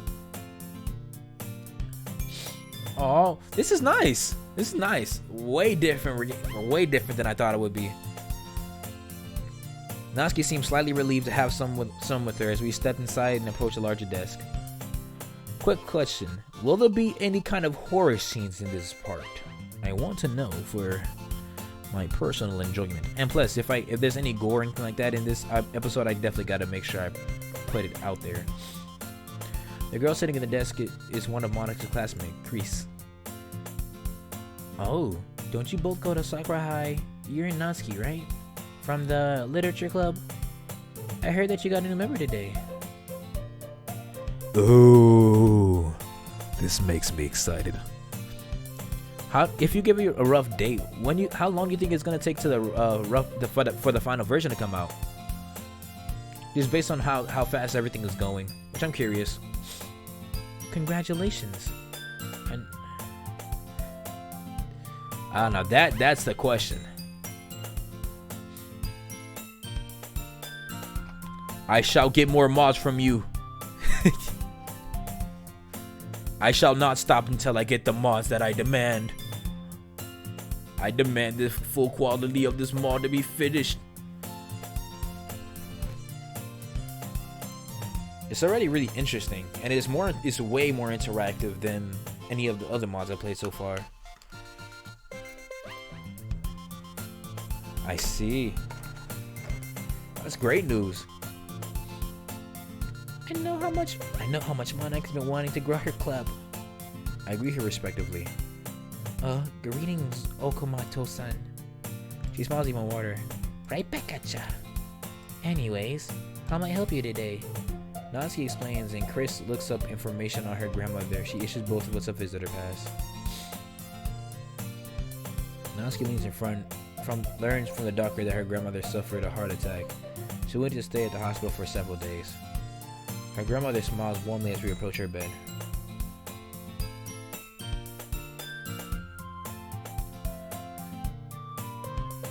Oh, there you are, dear. How was school? Some more boring stuff, although we did get a new member today of the club. Oh, that's why you made the cupcakes. Hello, Goa-san. I'm glad to see you recovering. Oh, hello, young lady. Say, I remember you. Yori, isn't it? That's correct, Okawa-san. Emiko is fine, my dear. Very well, Emiko. There you go. So, tell me about this new member. How is she fitting in? Natsuki and I both hesitate for a moment at grandmother's assumptions. He's okay, I guess. He? So it's a boy. Is he handsome? Natsuki visibly records the question. I'm pretty sure I'm blushing and I can only look down. Grandma! My grandmother laughs. Now, I was young too, you know. Well, this guy already has a girlfriend. A friend of ours named Sayori.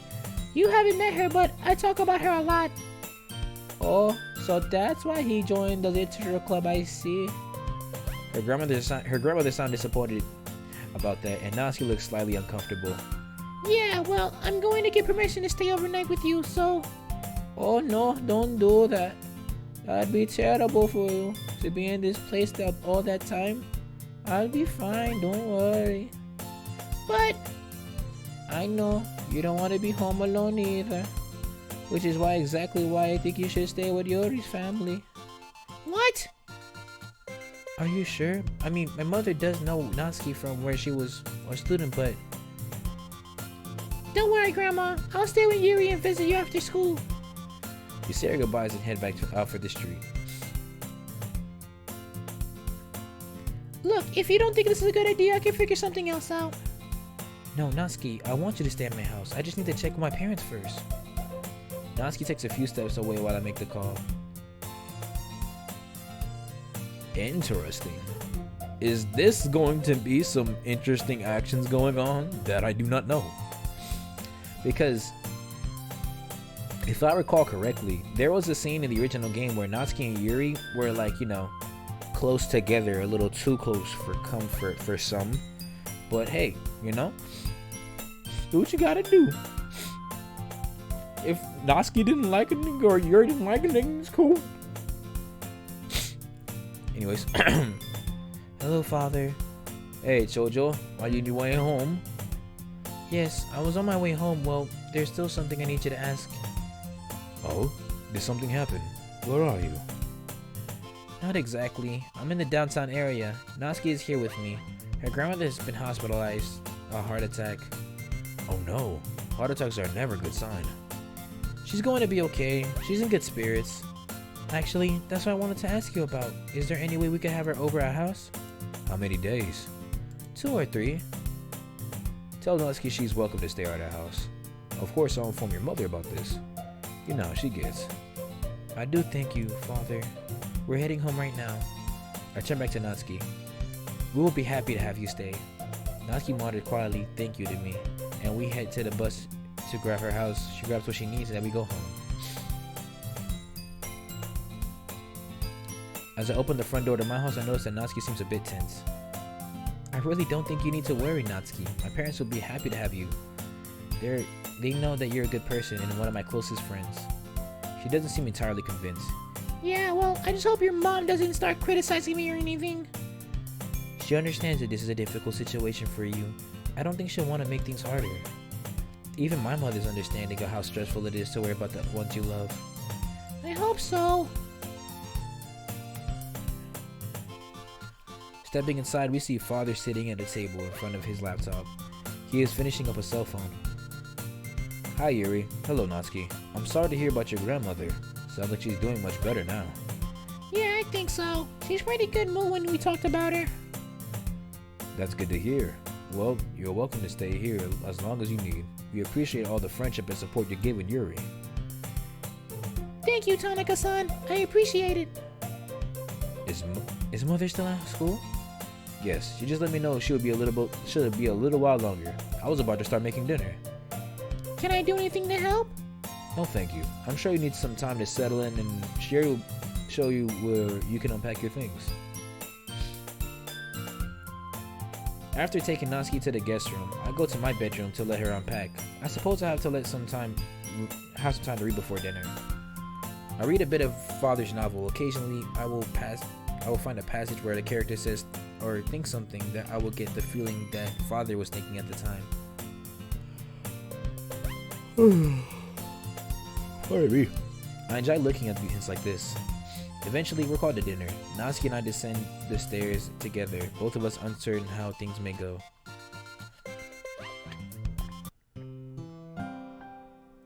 Walking into the dinner room, I see mother has spread out some paperwork on the table. Seems to be organizing and taking notes. Father is going back and forth between the kitchen and dining room table, setting everything for us. Hello, mother. She doesn't look up from her work. Hi, dear. How are you feeling? I'm fine now. Now you know that Natsuki is staying over right now. At this, she looks up. Ah, hello, Natsuki. Welcome to our home.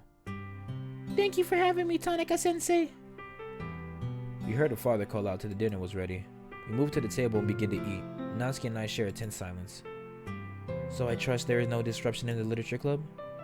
Why, oh, what? Do you mean our new member? Although at his little talk with me, I expect that boy knew better than to try anything. I still can't believe she did that, but I don't say anything. How about you, Natsuki? How's your year going?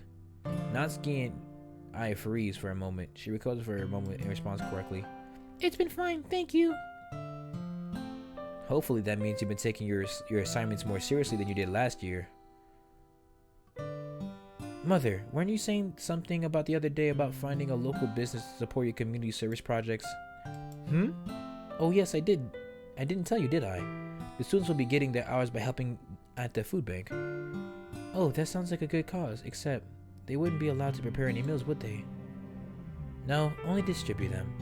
So Natsuki, did you ever decide where you might want to study after high school? Natsuki hesitates for a minute. That's for sure. I have a couple art schools that I'm looking at, but what I really like is an internship. Oh yes, I remember now. Those doodles you always used to make. But surely you're not thinking of basing your career choice around that. She's actually very good, Mother. I'm sure with some training she'll be very successful.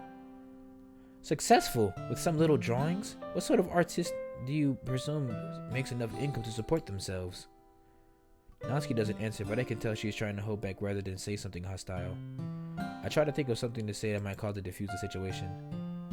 She wants to be a manga artist, Mother. I realized immediately that was a bad choice. Manga? Those silly cartoons.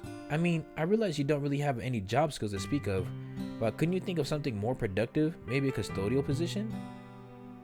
And this is why they say fuck Yuri's mom. This is why. Because she's tearing an absolute new asshole in Natsuki. She just came in, she's like, my grandma's fucking not feeling good. Now she's saying, your job is little shit. Go be a custodian, not a manga artist. What the fuck? Stop it! The room goes silent. Everyone is staring at me. I'm so angry, it doesn't even dawn on me how loud I'm speaking. Manga's an extremely viable industry, and I admire Natsuki for following her passion. Yuri, it's okay. No, she has no right to judge you. Excuse me? Do you presume to know more about choosing a career than I do? Get her, Yuri! Tell her Psyche no gaming. Psycho. Everyone stop now. Father doesn't raise his voice, but speaks in a tone that gets everyone's attention. Yuri, why don't you take Natsuki upstairs and get ready for bed? Akane, I would like to talk to you privately. I'm not going to let her talk to her own mother. Now you listen to me. No. Yuri, upstairs. Akane, come with me. Natsuki and I take advantage of Mother's stunned silence to scramble out the room, and we don't stop until we get upstairs. We reach the guest room. Natsuki speaks first. Holy shit! I've never heard you talk like that before! I can't believe how arrogant she can be. Natsuki sits down a bit. Thank you, by the way, for standing up for me. She has no right to talk to you like that. Yuri, hey, it's over now. Why don't you take some deep breaths? As I started to calm down, it dawns on me what I did. I guess I lost control for a minute. You think? You were like a different person or something. It felt like someone was controlling. Oh, it felt like someone was controlling me. I couldn't help myself. I just couldn't stand to listen to those things. We sit quietly for several minutes. I start to think about what Mother and Father might say about this. Natsuki is the first to break the silence. I understand how it can happen. Sometimes I let my anger get the better of me. Even just today, I snapped at Sayori for no reason. What? You didn't tell me that happened. She saw me reaching under the vending machine to pick up my phone. I just gotten a message about my grandma and I reacted badly. She was just checking to see if I was okay. Natsuki, you have to apologize for her the first time you get a chance. Sayori doesn't know why you're upset or something else she'll think you're mad at her. I know. I felt as bad as soon as I ran away. But my point is, it seems to happen to me a lot. Natsuki looks more sad and vulnerable in this moment than I've ever seen her. I tried to talk to her, my father's words came in my mind. You've changed a lot. I have known you though. What? You're changed a lot since I've known you. Though these are still going to be times where you get angry, but I know that's not who you are. I decided to leave that in rather than make a lengthy case out of it. Natsuki doesn't need to be lectured. Maybe I need help. If you're saying you want to take anger management classes, then you should sign up for that tonight. Natsuki giggles lightly. Well, I think you control your anger well already, most of the time at least. I kind of wonder though. What's that? Well, why is that you hold these feelings? Why do you wait until you're pushed to the limit before you say anything? I was taught to be respectful. No, I don't mean just about your parents. I've seen you lots of times where you look like you want to say something, but you don't. I never realized anyone could tell I was doing that. I guess it's just a habit. I tried to be more social when I was younger, but it seemed to just make people want to stay away from me. Now I'm feeling the one that's a downcast. You just need to talk to people like me, right? She gets a smile out of me with that one, but I start to think about all the times I held back when I really want to talk. My thoughts turned to what happened at the clubroom today. I must have made some kind of strange facial expressions because Natsuki leans like she's studying me. What are you thinking about? I was actually thinking about Monica. What about her? I didn't tell you this, but she acted really strange today. I asked her about if she was alright, and then she snapped at me. What? Monica? She apologized a moment later, but she really didn't seem like herself the whole meeting. You know, I noticed a few things too. Did you hear her reaction when Sakamoto? This is a new mod created by the Psyche No Gaming, the GOAT, the legend, the amazing.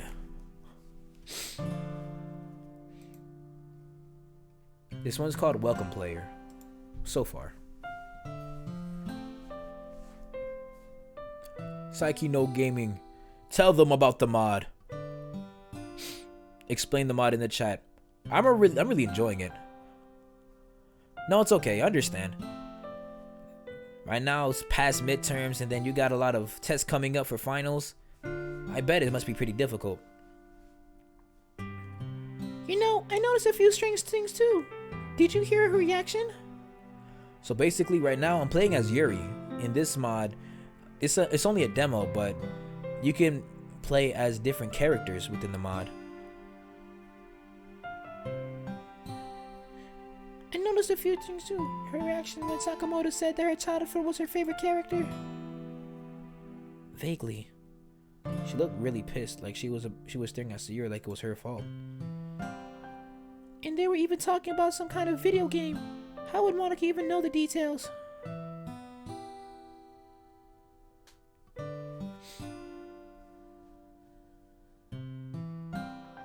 She doesn't even play video games. Even if she did, she wouldn't play these kind of games. That's true. It does seem suspicious. Yeah. Anything. I think I'm gonna go to bed now. Of course, let me know if you need anything. Thanks, Yuri. I want to know. I really appreciate it. Anytime. I don't think I'm going to try to read anything tonight. I'm ready for bed too. I just hope my mom won't stay angry for me for too long. I close the door to the guest room on my way out.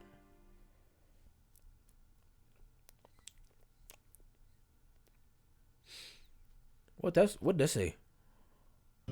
Hold on.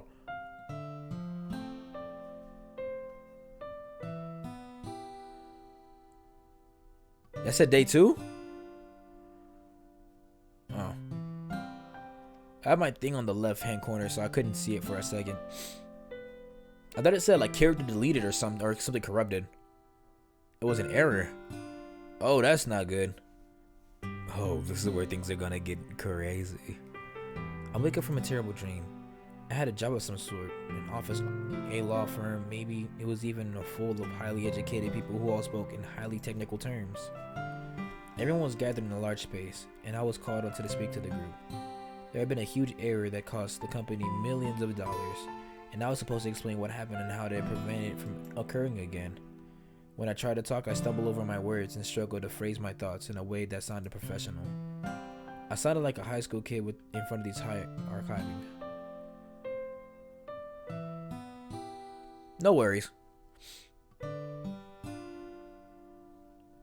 I was just a little concerned, thinking that something crazy was about to happen, like a character got deleted or something like that. Monica being Monica, or somebody being fourth person. You know, people with successful careers. It was clear they didn't fit in. The last thing I remember was deciding.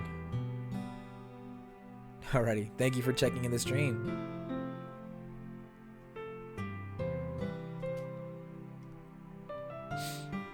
I remember that I was deciding that I would never let myself be embarrassed like that again, even if I meant getting an entry-level job that required no prior experience.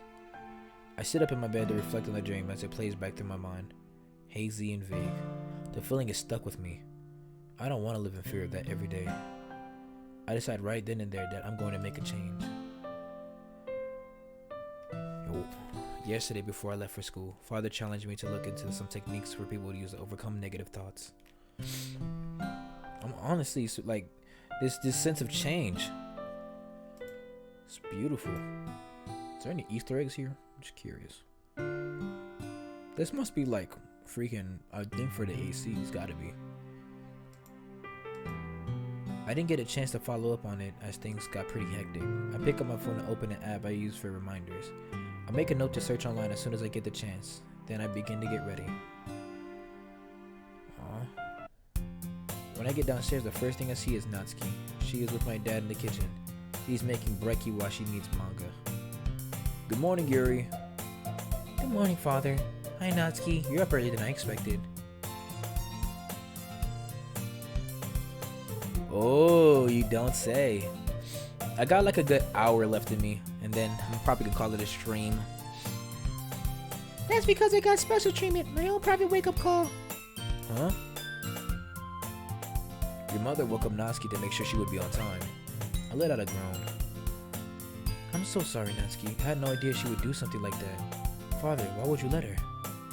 I didn't know until it already happened. Father puts out breakfast for Natsuki and I will begin eating. We did talk for quite a bit, but I don't think your mother is going to change overnight. Well, she can't keep hounding Natsuki like this, and she won't let up. Look at Natsuki. I know you won't want to keep staying over if she acts like this. You'll find somewhere else or one way or another, no matter how much I beg you not to leave. Nah. Nah? What do you mean, nah? Well, your dad explained it to me as it's just how she is, and not to take it personally. She doesn't know all the ways I changed, and she isn't likely to take the time to see it for herself, so I realize it's not anything she actually did. It's just the kind of person she is. There is no way Natsuki should be this calm after the argument dinner last night. And getting woken up this morning? So, what does that mean? You don't care how she's treating you? I was pretty mad at first, but like I said, after talking with your dad... Good job. Good job, Dad. Yes.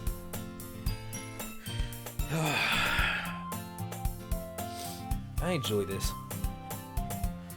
This is interesting. And then playing, and then this must mean this must be pretty long, huh? I realized that it wasn't any reason to let it affect me. You don't do that. I don't do what? You don't let things just go without reacting. You aren't capable of ignoring insults. You get upset about everything. She decided she doesn't want to go through the daily feeling like that anymore. My mouth just hangs open as if I have no control over it anymore. I point to my father. What did he say to you? Natsuki giggles a little, looks over at my father before answering. He explained to me that the way I react to things is entirely my choice. He said no one can make you angry without your permission, so I'm not giving you my permission. You changed your entire outlook on life over this one conversation? It'll probably take some time practice, but yeah, I decided I need to take more control of my emotions. I look back and forth between Natsuki and my father, completely stunned. Father smiles at me. You can make the same decision yourself, anytime you want it. But I don't get into fights with people and start yelling. You might not do that, except for last night, of course, but you let your emotions control you in other ways. Like how we've been talking the past couple days. Yeah. But how is that Natsuki can decide to switch the new attitude, yet I'm struggling with these feelings like there's something wrong with me. Natsuki just continues grinning and asks for seconds. Well, there must have been some delicious fast for seconds in a stranger's house, cause when I would be staying at my friend's house and, you know, when we go get some breakfast, like we made pancakes and whatnot, and bro, I always be so nervous. Like, I'd be like, thank you, I'm fine. Like, I can't stomach the idea of just being at your friend's house and like, okay, you get more. Like, I just be so nervous. After Natsuki and I wave goodbye to my father, we start to walk to school. We're both pretty quiet for the first few minutes. I'm glad you're trying not to be so cranky anymore. You don't sound very convinced.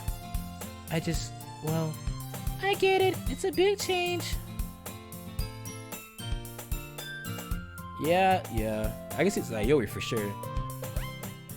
Sherry would be like, yeah, more! Way! This is adorably. Have you thought about getting voice actors for each of the characters? I'm just curious. I don't think anybody's done that. Not so far, at least. But then again, even the original team didn't do that, so... I'm just curious. I get it. It's a big change. Who knows? Maybe I'll throw my next fit before we even get to the building. Not on the table? I figured. I was just thinking about it. The voice acting for each character, like the way I do it, is a specific sense just based on like what I've seen. Because Natsuki is more of a tsundere that's very loud mouth, but like also very endearing. Like she'll protect her friends and bark at no matter who it is. If she was facing against like a fucking Ultra Instinct Goku and he messes with Yuri, you bet her little pink ass gonna come out here barking like a fucking dog. No bullshit. And I fuck with that. Sayori is a person that holds everyone close but goes through her own struggles, but she always likes to make people smile and laugh. And Monica is the person that kind of leads the pack, sort of in a sense. Everybody plays their own different part, you know, and that's something I realized. I didn't really expect Yuri to be this, you know, emotional, and I'm enjoying it so much.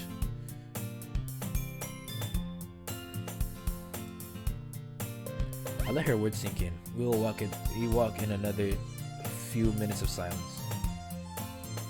I want that too. I expected Natsuki to respond by asking me what I meant, but she looks at me knowingly and nods. Yeah, I know your anxiety has been bothering you for a while now. I'm sorry, I never really had any ideas to help you with that. That's okay. I wouldn't expect you to. It's not your job. And I try not to show anyone, but it's not like I hide it very well. Natsuki stops and I take a step before I realize she stopped moving so as to turn her face. It is my job. You're one of my best friends and the closest I have, really. I should have made an effort when I knew you were struggling. And your dad is right. You can make the same choice I did anytime. I think about this as I look down. When I lift my head to look at her and smile again. You're my best friend too. Oh, don't forget you have to talk to Sayuri as soon as possible. I know, I'm going to apologize. As many times as it... Morning, ladies. I'm gonna shoot this, Monica. Better get ready for that high-pitched voice. Hi, Monica. Hi, Monica. We greet her politely. We can't quite match her enthusiasm, but it's still this early. Natsuki and I just kind of kinetically said it. Yeah. As we walk, Natsuki and I bring Monica up to speed what happened to her grandmother in the medical emergency. She is surprised to learn that my mother allowed Natsuki to stay over. I mean, I do know your dad that well, but the times I've seen him, he's pretty easygoing. But your mom, on the other hand... Yeah, I know. She has her issues with Natsuki's. I guess in this situation, she just saw right through to her. I totally read that wrong, but I'm gonna keep pushing P. Yeah, it's like... Yuri's mom is just unlikable, bro. Just right now, at least. I hope she gets better. Just as we're about to enter the school, we hear Sayuri calling from behind. Hey everyone, wait up, don't go inside without us. I'm so glad we caught you. How's everyone going? Say good morning, Curly. Good morning, everyone. Everyone said their good mornings. Bro, either way. You knew this was gonna happen, didn't you?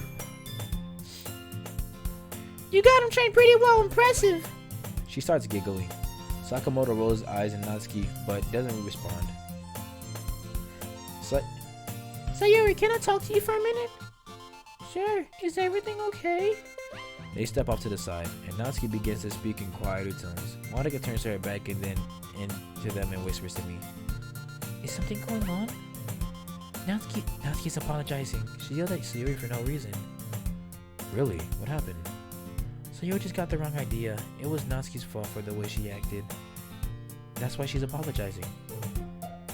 Wow, she's capable of admitting she's made a mistake? Now Sakamoto-san is getting the glare from both of us. You realize you hardly know anything about her, right? Monica immediately defends her friend. I didn't like his last remark either and begin to feel my anger rise, but when I look at him, something stops me. Why the fuck do I look like that? Why? Why am I afraid about what I feel? Monica is right here expressing the same sentiment. It's 2 against 1. But I think what's causing me is to hesitate. Even though he insulted my friend, I would feel bad if both Monica and I were to reprimand him. Sakamoto-san... I should be. Sakamoto-san seems to be taken back by Monica's harsh tone. Oh, sorry. I didn't mean to, I'm sure they'll make up real quick. As if on cue, Sayuri and Natsuki returned. It's okay, everyone. The tension's over. For you two, maybe. Sakamoto-san looks genuinely regretful. Part of me feels guilty even though I never said anything. Still, he apologized immediately. I didn't expect that. Monica gathered us together. Before we head to class, I want to let you all know that the festival about the literature club we can do for the festival. I have my own idea. Fuck, I'm just terrible, bro. I didn't say any of that shit right. From the beginning, here we go again. Ready, action. Before we head to class, I want to tell everyone to start thinking about what the literature club can do for the festival. I have my own ideas, but I want to give everyone a chance to contribute. We don't get to enjoy the festival. It will depend on what we end up doing, but right now the priority right now is to get other students interested in the literature. Fuck. We need to recruit some underclassmen to join, or there won't be anyone to continue the literature club after we graduate. But I'm sure whatever we decide, we will probably have time to visit the festival once we finish. I'm trying to think if there were any other club presentations from the previous years could give us any idea. remember seeing any presentations these past years. Where Sayori just seems so lost. But he's adorable. That's because he spent all the time going around the refreshment stands. Down bad. Oh yeah, I remember now. You'll go to the booths with me this time, won't you, Curly? I think it would be nice if we all went together, but it's like Monica said, we need to figure out our presentation before we will plan anything else. Don't worry, Sayuri. I'll make sure we'll have lots of time to sample from the refreshments. Oh, I won't settle for just sampling. I'm a completist. I have to try everything. The first bell warns us that we need to get to class. We say our goodbyes and we go in our separate directions. Almost everyone else. Yep, Sayori's the foodie. Hey, but there's nothing wrong with that. Being a little foodie, indeed. Getting a little hungry, no hippo. Yeah, indeed. Almost everyone else is ready in class. By the time I even get there... Oh, I haven't even saved. Jesus. That would have been terrible if I left. Almost everyone else is already in class by the time I get there. Even so, I have a minute or two before things get started. Since the other students are all involved in conversations, I take out my phone and start the search I've been meaning to do. Okay. I type in controlling negative thoughts. When the results don't load immediately, I realize that I had the Wi-Fi turned off. I go into my settings and flip it back on, but before I can refresh it, someone speaks. So, how'd the meeting go yesterday? Oh, it's Ray. Why is she so built like this? Like, she's low-key a baddie. Oh, okay. But she's such a baddie. What? Who designed her? They get points for me. Oh.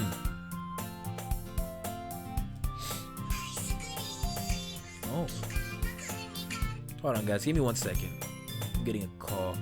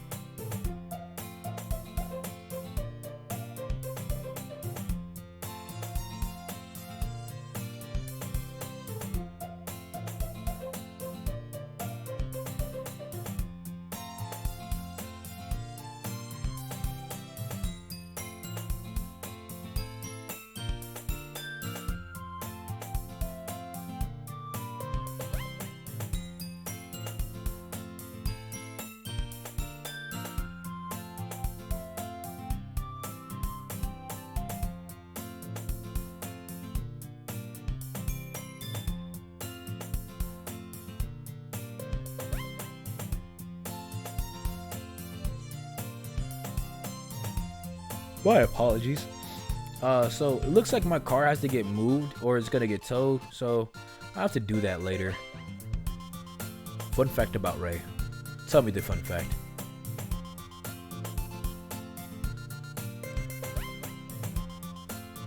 Give me facts about Ray. My brain can't take it anymore.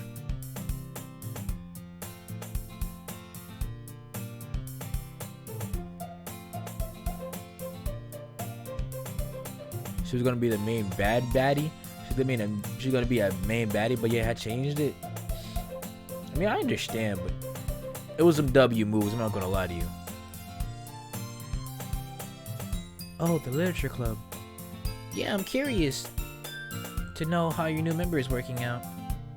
I would say it wasn't bad overall. I thought he was going to cause problems at first, but it seems like he really didn't mean to. He might have actually fitting in. I still didn't buy it. I'm sure I overheard him say something once about how he doesn't read anything but watch anime. And how the only club he would ever consider joining would be the anime club. He seems way more suited to that. Well, we have to share poems today, so we'll see how much effort he puts into that. Sakamoto-san writing poetry? I wouldn't be surprised if he thinks about picking random words in poetry. Technically, we do that. Technically. Which, I fuck with how you put that in there. Technically, that's what we do. So you think he just joined to have some more time with Sayori? I think you're the one who should be careful with that guy. Meta joke. Alpha male joke. That's funny as shit. What? Me? Do you realize what my mother would do if he tries anything with me? Your mom would have to get in line. You would have to be what? You would be having a little sit down with me first. But you know, I'm not the only one who thinks that what he's up to, right? Other people are saying the same thing. But me? I don't get a chance to learn any more as the teacher calls us to attention. I spend too much class time to think about why would anybody assume Sakamoto-san is joining the club to get closer to me. If he was interested, wouldn't he have tried to talk to me at some point? Although it was pretty weird how he looked at me yesterday.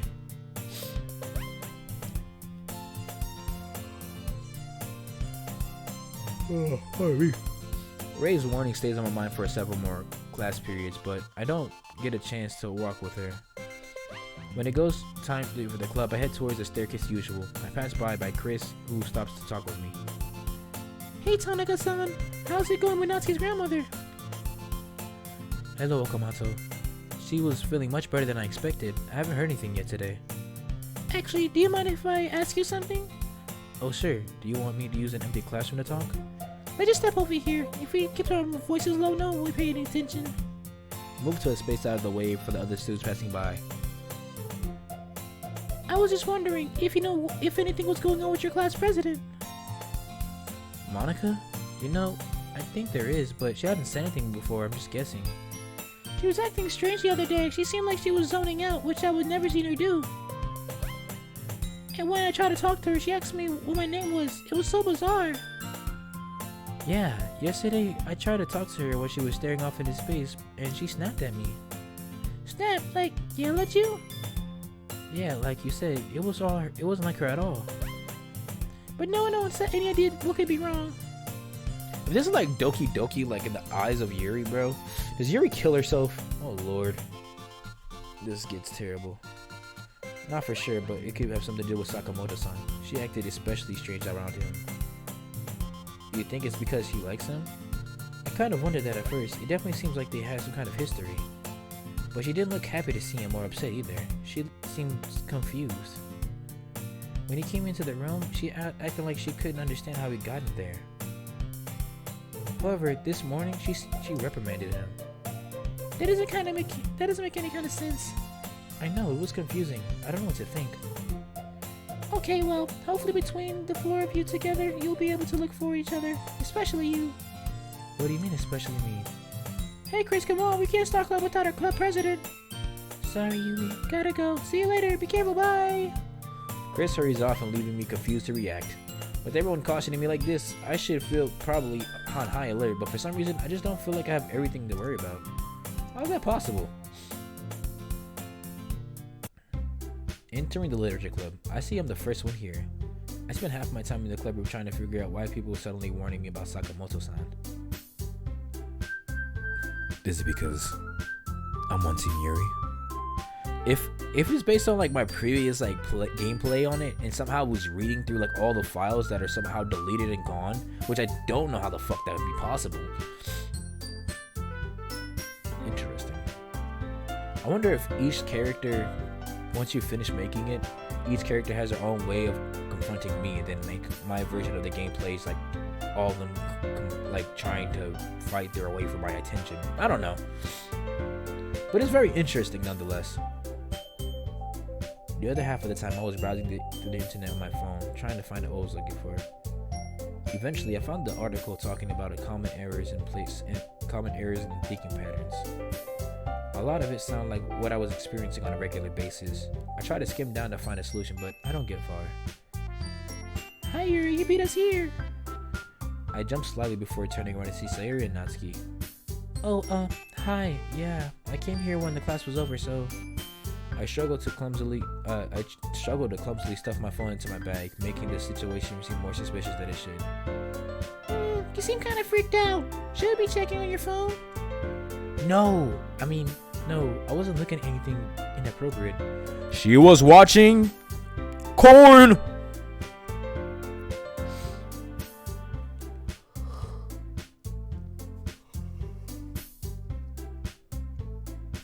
Come on, Yuri, I was just messing with you.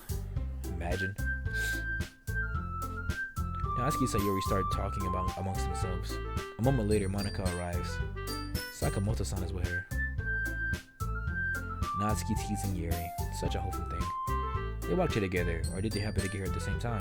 Wait, what am I thinking about that? Am I feeling jealous? I become aware of my anxiety and I start to set in, but this time somehow I don't give into it. I quickly compose myself and decide to approach Sakamoto-san first. Welcome back, Sakamoto-san. I hope this isn't too overwhelming of a commitment for you. Not at all, Yuri. Me coming to the club yesterday wasn't a one-time thing. Before I could say anything, Natsuki pops up out of nowhere. Well, you better not be struggling. A single poem is something that should be fun or not challenging or boring. I believe the word you're looking for is tedious. Whatever. Natsuki storms off and Sakamoto turns his attention to Sayori. What did he say to Natsuki? He probably isn't aware that she hates those kind of words. And why was she so angry after she had decided not to react like this anymore? Must be missing something. Natsuki's by the closet and looks pretty upset. I decided to go talk to her. She is busy moving a chair towards the closet. That never ends well. I can help you with that. Natsuki nods and I begin to reach for the manga at the highest shelf. As I set the box down, I notice that she looks lost in thought. Natsuki, can I ask you something? Yeah? Why were you being so aggressive with Sakamoto-san just now? Did something happen? No. She's hesitant to say more, but I don't push her. I was just trying to look out for you. What? I don't understand. What did you think he was going to do? Why does everyone think something's gonna happen to me? She's not saying anything, and she will look at me in the eyes. Natsuki, can you tell me what's going on? Please? She finally turns my way again and seems to be getting ready to explain. I can't really explain it, I just have this feeling. There's something about that guy I just can't put my finger on. That still doesn't explain why she got upset. You're probably right, but I don't think we're going to figure this out by keeping our distance. We're going to have to act normal until he gives himself away or somehow. She nods as I lower the last of her manga from the top of the shelf. Okay, I'll try. Thanks, Yuri. She smiles in a way that makes me feel a little better. No worries. The pleasure's all mine. I decide that she and I can both keep some quiet time. As I walk to my desk, I think about how strange it was to add. As I walk to my desk, I think about how strange it is that Natsuki, Monica, and I all seem to be acting differently around Sakamoto-san. Then I realize how silly that sounds, like something out of one of those science fiction stories. I shake off the thought as I sit down and take out the portrait of Markov. At that moment, I get a text from my father. He's asking if I can come home after the meeting. He needs to finish working on a story that he just started taking a break. He would need me to start making dinner to free him up for time. Of course, I say yes, and I look up for my phone. Natsuki is reading manga with Sakamoto-san? I don't understand. She doesn't want him talking to me, but she's cozying up to him in the corner? Why is she safe with him and I'm not? Okay, everyone, it's time to start sharing poems. Is this jealousy? This is going to be quite the interesting factor. I'm beginning to understand where all the puzzle pieces are starting to fit, slowly, one by one, and it's becoming more interesting. Each click of a button. Could your timing be any worse? Sorry. Natsuki looks really irritated that she has to stop reading to Sakamoto-san. Do you want me to take this home and finish it by myself? That's not going to happen. Natsuki would never let these books out to herself. Yeah, we can just start chapter 5 tomorrow, but bring it back in one piece or else. She's letting him borrow it? I never imagined her trusting anyone with her collection. I feel more and more confused as I get my poem out of my bag. Alright, let's see your latest masterpiece. Monica catches me off guard, but I quickly appeared enthusiastic to keep her from asking what's wrong. I nod my head and smile as she comments on my writing, and I praise her poem heavily. I do the same with Sayori. Then I see Sakamoto walking towards me. Hey Yuri, can't wait to see what you came up for today. I'm looking forward to reading your poem as well. Well then, I don't want to keep you in suspense. Here you go. I smile as he hands me his poem. I read through it carefully. I'm not sure what to expect, but I'm really hoping something in this poem will give me a clue into Sakamoto-san's thought process. This is way too sophisticated. He couldn't have possibly thought I would believe this was his own work. Reading on, it dawns on me that his style seems to be mimicking mine very closely. I think he even lifted some lines I had written in my own poems, but I never showed those to anyone. Most of the poem talks about is seeing things from someone else's point of view until I get to the end and realize what's really going on. It's not about sharing someone's outlook, it's taking someone else's identity. Huh? Because poems, specifically, like telling the future of shit. So, what do you think? Oh, sorry, Sakamoto-san. I should be giving a critique, I guess. I really want to know how his phrasing could match mine so closely, and I'm too nervous to confront him directly. I decided to treat him to get him to more reveal by feigning interest. I assume this isn't your first time writing poetry? I mean, this really doesn't feel like the work of a first-time writer. Of course, I wrote a few stories here and there. I watch how he responds and remains fairly confident. I see. So, are you saying you like it? Actually, I felt like I was reading one of my own poems. He showed a flicker of surprise, just for a millisecond, but then continues to smile proudly. I was hoping he would say that. I really wanted to write something that was influenced by your style. Except that he shouldn't have any idea what my style is, since I never shared a poem with him before. He made his first mistake. I decided to try to get him to reveal more by discussing what he thinks about my poem. Okay, my turn. Here's what I came up with. I hand him my paper, but he looks it over. His composure doesn't fail for a moment. Yeah, I can see what you're saying. Our styles are pretty similar. I always liked the poem. It was short but descriptive. You didn't think it was too short? Most of my work is a bit longer. Not at all. Well, I'm glad you liked it. I thought it might be a good idea for the first time sharing with something a little bit more mild. Something easy to digest, I suppose. Those words from the original line, I peep it. The original game, I remember that for sure. So does this mean this guy's the imposter of what I originally was? Bro, this is getting interesting. Like, interesting. Just like the lore. It's the lore. I'm positive he had no idea what to make of my poem. His vague generalized comments were nowhere near convincing.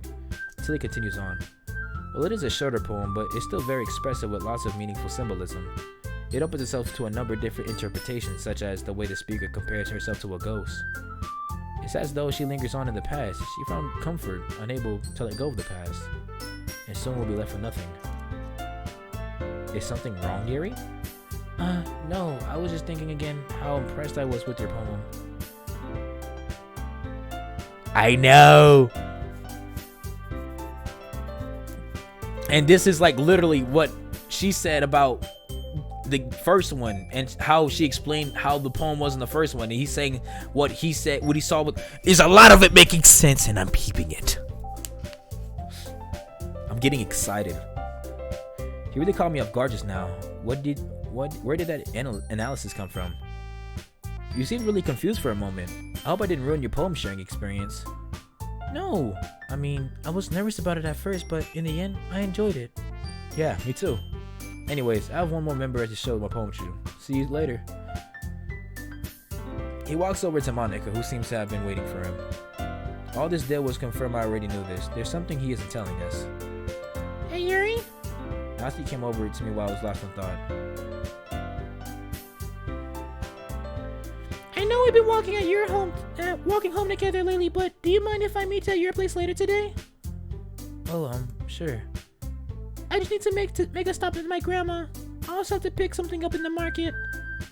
Of course. Actually, Father texted me a little while ago. I have to go straight home to help dinner. Oh, I'm sorry. I would help too, but I really need to see Grandma first. No, that's okay. I cooked alone before.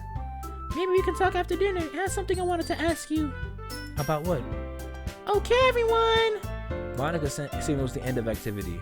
Natsuki and I got off so track we didn't even share our poems with each other. We're going to have some free time for the rest of the meeting, so enjoy yourselves. Monica, don't you want us to share, work on our homeworks like usual? Oh, don't worry about that. We'll have our usual study sessions again next meeting. I turned to make a comment to Natsuki, but she's already on her way out to the back of the closet. I decided to go back to reading.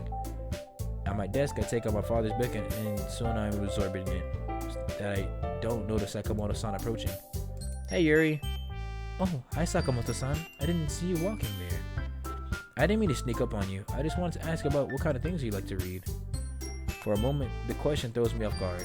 I don't think anyone's ever asked me this before. But even though he seems very suspicious during the poem sharing, I still don't feel like I have any reason to keep my guard up or answer him honestly. I begin to describe my fondness for a complex fantasy world and deep psychological elements. I mentioned how impressed I am by authors who demonstrate creativity and craftsmanship in developing immersive settings. Also, I mentioned that I recently developed an interest in horror novels. Seriously? That's a surprise to be here, Yuri. For someone as gentle as you, I find that surreal horror is often very successful, like changing your the way you perceive the world and its moral standings, if only for a brief moment. Interesting. Monica's being Monica. Surreal horror, huh? Is that book you're reading right now? Well, yes. It's actually called The Portrait of Markov. My father wrote it. His facial expressions seem to change when I mention this. Are you alright, Sakamoto-san? What? Yeah, I'm fine. You said The Portrait of Markov, right? Yes. I've only heard of the book. I never got a chance to read it. I could lend you the book when I finish it. Yeah, that would be nice. At that moment, Monica stepped in front of the room again. Okay, everyone. We're just about to run out of time. I hope you enjoyed sharing poems with each other. She goes on to tell us that we need to write another poem for tomorrow. It reminds us to think about ideas for the festival and begin packing up. I expected Sakamoto-san to head straight for Sayuri, but turns to me. I appreciate you telling me about the genres that you're interested in. Maybe we could talk more another time. I hesitated for a moment, trying to guess what motivation he could have for wanting to continue this conversation, but I draw a blank. Sure, I would like that. He smiles and turns and gets his things. After getting my bag together, I gave Natsuki a quick wave across the room to head home and make a dinner. So I feel like my character is like a copy and paste from the character in the other game, and he's replaying the game, but he knows everything that's gonna happen. And Monica knows because she's gotten that sense awareness, but everybody else is like a 2D character and doesn't know. In my opinion, that's what I feel like is happening. I think I'm on the right track though. Father alternates between frantic phone calls and bursts of focus of typing. He was very apologetic when I got home. I told him I was happy, of course, to help. It wasn't any trouble. He already gotten everything needed to make Niku Haga, so the preparation was simple. Even after making the rice and the soup, I was able to finish early enough to have time to get through all of my homework for the night. When I got back to finish cooking, Father joins me. Your mother just texted me. She's almost home, so we can get everything ready now. Father knows that I really prefer to prepare Nikujaga a day ahead of time so that the flavor could have more time to absorb. Ideally, he would have made it early today, but it didn't work out like that this time. He sets the table while I add the green vegetables to reheat the meal. Just then, we're interrupted by a knock at the door. I'll get it. It's probably Natsuki, getting back from the hospital. I hear the door, but I'm surprised to hear multiple voices begin speaking. Someone is here with Natsuki. I turn the heat down and head to the next room. Standing in the living room, my father was Natsuki and... Look what I found running around! Sakamoto was with her, and he looks very nervously at the father. I wasn't really wondering. We had planned to meet up. Welcome. I'm Yuri's father, Tanaka-san. You must be Sayuri's boyfriend. It almost comes a little funny how taken back Sakamoto-san was hearing this. Oh, no, we're just friends. I'm Sakamoto Curly, but Sayuri and I have known each other since we were kids. And Sayuri did get Sakamoto to join the club. I read some of his work for the first time today, actually.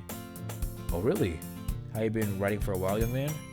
Again, Sakamoto really begins struggling to give father an explanation. It's not funny this time, though. Well, not all that. I only developed an interest. Well, is he lying? His poem showcase he has been writing for a while. Well, young man, you're welcome to stay for dinner. We got everything ready, so we're just gonna be waiting for my wife to get home. Natsuki and I give him a worried glance. Sakamoto-san seems to pick up our silent communication. Thank you, sir. I appreciate that very much, but I'm not sure your wife would be comfortable for me staying. Father looks as though he might protest, but thankfully Natsuki intervenes quickly. No, Sakamoto can't stay. He and I were just heading the same way, so we walked together. But he has to get home pretty soon. Well, that's a shame. Yuri always prepares that nikujaga to perfection. It's quite the meal. Wait, nikujaga? You didn't tell me you were having that for dinner. Well, I did it. Let me see. Natsuki heads straight for the kitchen, and father lets out an amused laugh. Well, it was nice meeting you, Sakamoto-san. Sorry you weren't able to make it. Yes, sir. Thank you. Father returns, setting up the table. When I turn back, Sakamoto-san looks down on the floor as he speaks with a low voice. Sorry, Yuri. I didn't mean to cause any problems. I know I should have gone home, but Natsuki wouldn't listen. He speaks with complete sincerity. I'm sure he really misses... I'm really sure he means what he's saying, and yet... he's clearly not telling us everything. It's been 2 days, but I'm already exhausted for trying to guess what his secret is.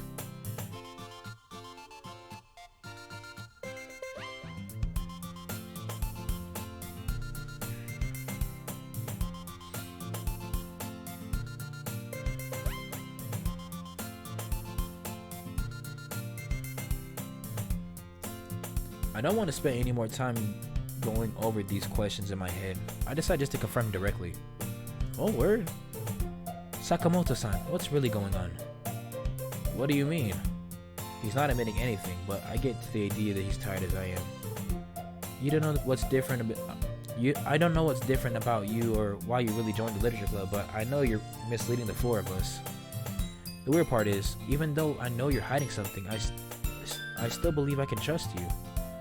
I look at him with hopeful expression. I can see his face that he wants to deny it, to act like he doesn't know what I mean, but playing this game has worn him down. He doesn't have the resolve to keep going. Yuri, you can trust me. Then why you pretend to be something you're not? The expression is conflicted, and I keep going. I know what your poem meant, and I know that the person you were before, you could have never written it. The person you were before, you could never written it. So what happened to you? I'm not sure this is the right time for me to explain. Suddenly, Monika's behavior yesterday and today popped into my head. Monika knows you, doesn't she?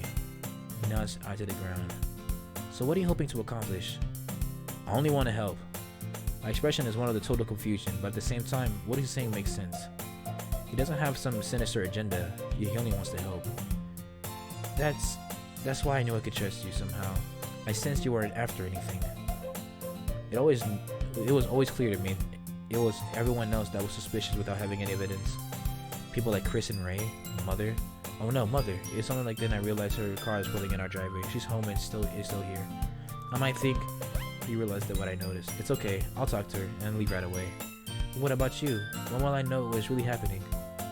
Can I ask you to trust that I'll let you know when the time is right? It isn't the answer I wanted to hear, but not regardless. My mother steps through the door and her father walks back into the room. Hello, dear. Have you met the newest member of the literature club? Mother glares darkly, but Sakamoto speaks up first.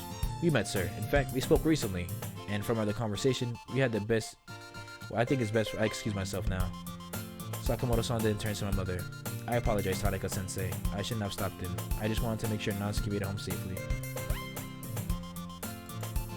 I'll be leaving now. Goodbye, sir. Goodbye, Yuri. Goodbye, Tanaka-sensei. You late? You save it. This is getting fucking interesting. Before anyone can respond, he gives a low bow and walks out the door. Mother takes a deep breath before saying anything. What was that about? What did he mean, Natsuki getting home safe? I step in quickly with an explanation that isn't really a lie but still feels dishonest. Natsuki had to visit her grandmother in the hospital. I couldn't go because I had to help with dinner, so Sakamoto walked over to her and he was just watching out for her. Mother seems to consider this for a moment. Oh well, that's nice of him, I suppose. But why did Yuri need to make dinner? Father begins to explain, but I don't stay to listen. I instead join Natsuki in the kitchen. Of course, she's finished cooking the vegetables perfectly. Hey, everything is done. Are we ready to eat? I wish you had at least warned me you were bringing him here. Natsuki seems taken back. I expected her to get defensive, but she seems to think before answering. I'm sorry. I didn't mean for him to still be here when your mom got home. I just thought he would say a quick hello and leave. Have you been? Have you been talking with him ever since I came in here? Yes, and he basically admitted that he had been upfront with us. Really? Like how? What did he say? He said he couldn't explain just yet, but he would let us know when the time is right. He also said he wanted to help us, but I think he might be the one that needs help. Why? What's really on? Girls, is everything ready? Natsuki and I cut our conversation short and bring the meal to the table. It's one of those more awkward dinners our families had, but Natsuki and I keep parents distracted with small talk. Afterwards, we clean the dishes together to surprise my mother joins us. So, how's your grandmother doing, Natsuki? Natsuki gives me a look of surprise. Better, thank you. Although, they still can't say exactly when she'll be coming home.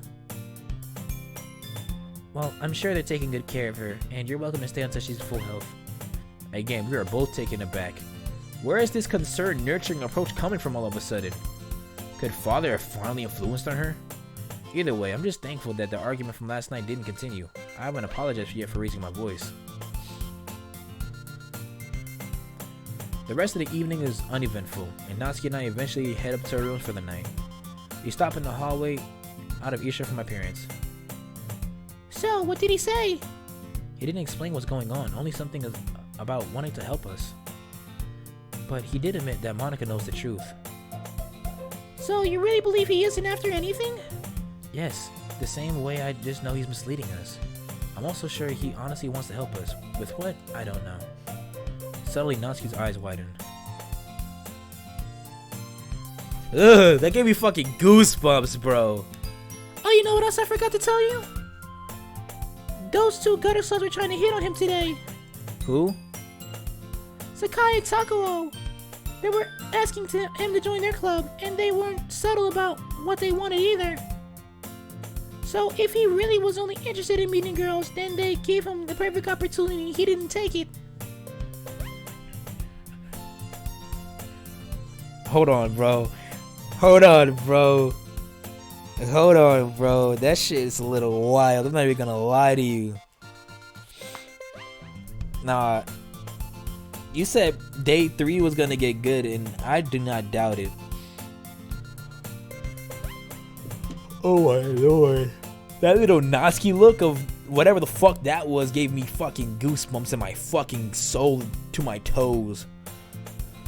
But there's still one thing that bothers me about the situation. I take a break before confusing.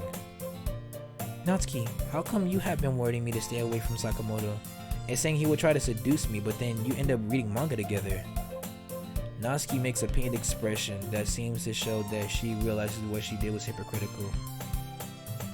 I know, but it's like you said, we weren't going to find anything just by ignoring him. Once we started talking, I could tell he would never do anything like that. I can't be angry about her explanation. It's what I felt too. You know, I'm a little surprised though. How'd you get him to tell you so much? That is a good question. I have so much trouble opening to others. How was I able to get someone else comfortable enough to do it? I guess I was just honest and direct. Natsuki smiles. What's so funny? You think I like him? No, it's not that. I just think you should follow your instincts more often. Maybe if you're more honest and direct more often, you would have more people willing to talk to you. That's what you want, isn't it? I think she might be right. I tell myself that I'm bad at talking to people, but even I struggle to speak with my own family at times. But with Sakamoto, I just told him what I was thinking. It can't always be that easy though, right? Well, this is kind of a unique situation. Not really talking with other people, it's pretty much always the same. You just say things you think up.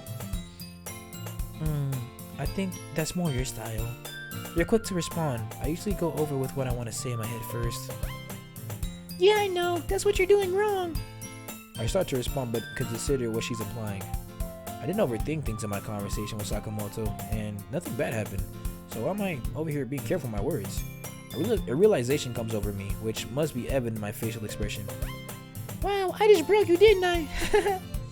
I cross my arms and put my mock frown. Natsuki laughs harder as I realize she's being playful, but the truth is, I really need to think about what she's saying. We wave goodnight so we can go to our rooms. This is when I would usually catch up when we're reading, but I know better than to try that tonight. I wouldn't be able to focus with all the thoughts that's going through my head right now. I really don't even know what I'm going to be able to sleep. This morning and I made a promise to myself, and I promised that today I would make a change. I'm not entirely sure I fixed anything for the long term, but hopefully I've taken the first step.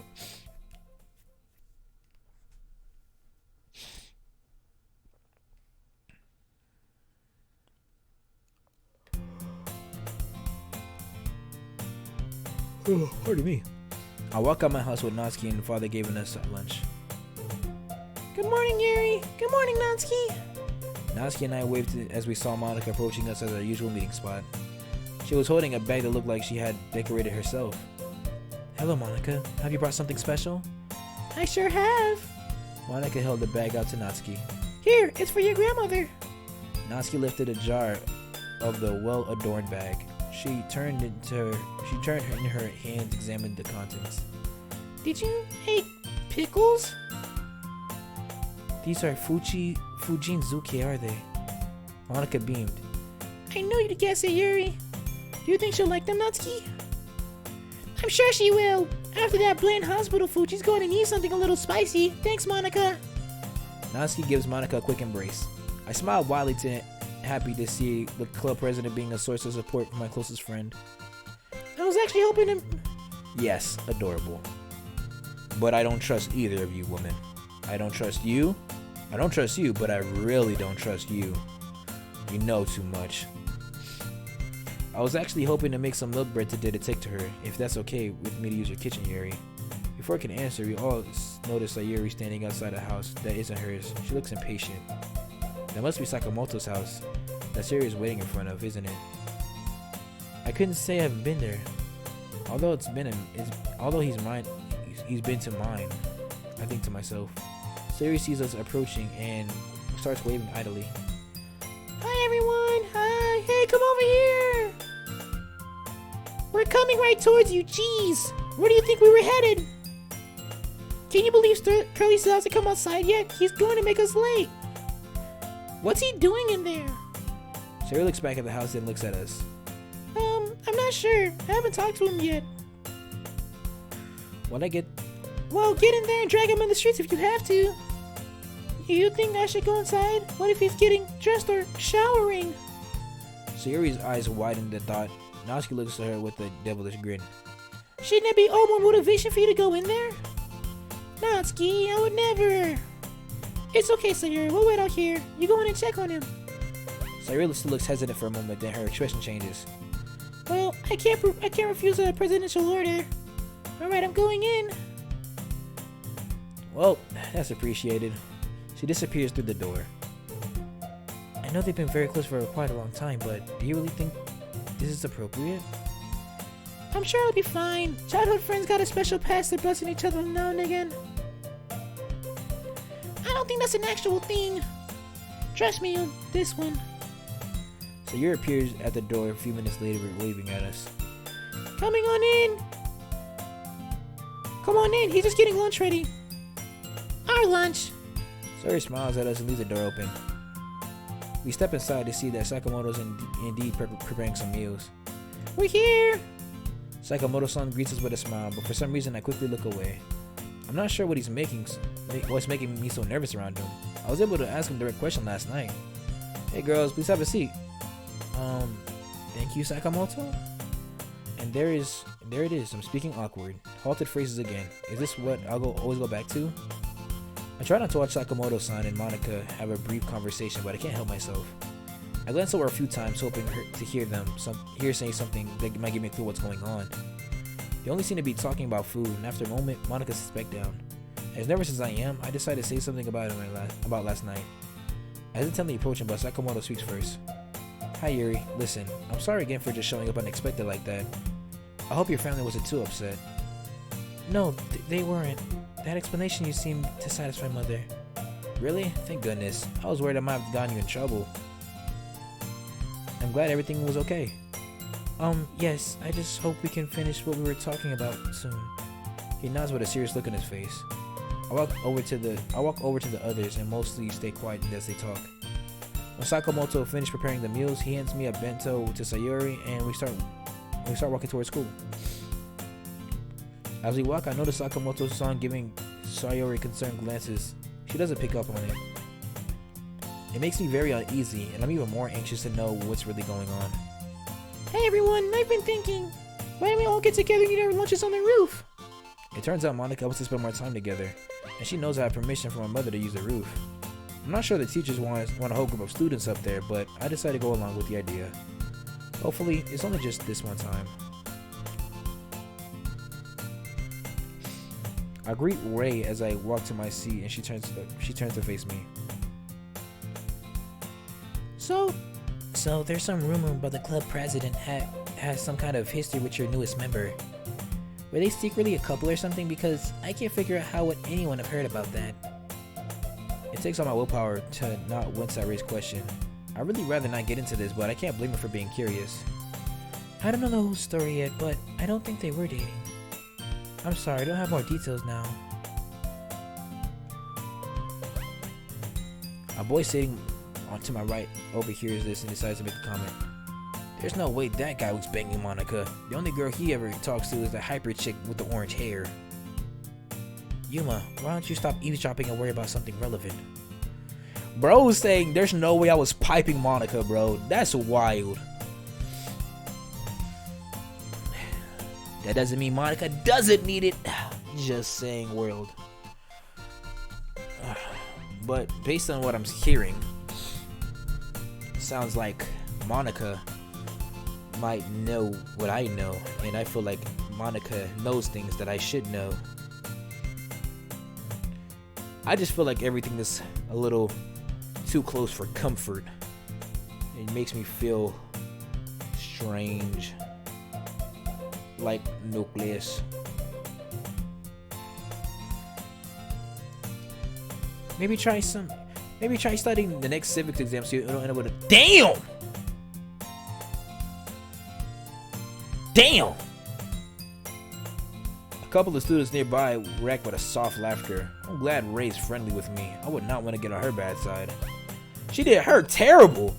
She said, "You should study, dumbass bitch. Stop listening to my shit." Like, damn.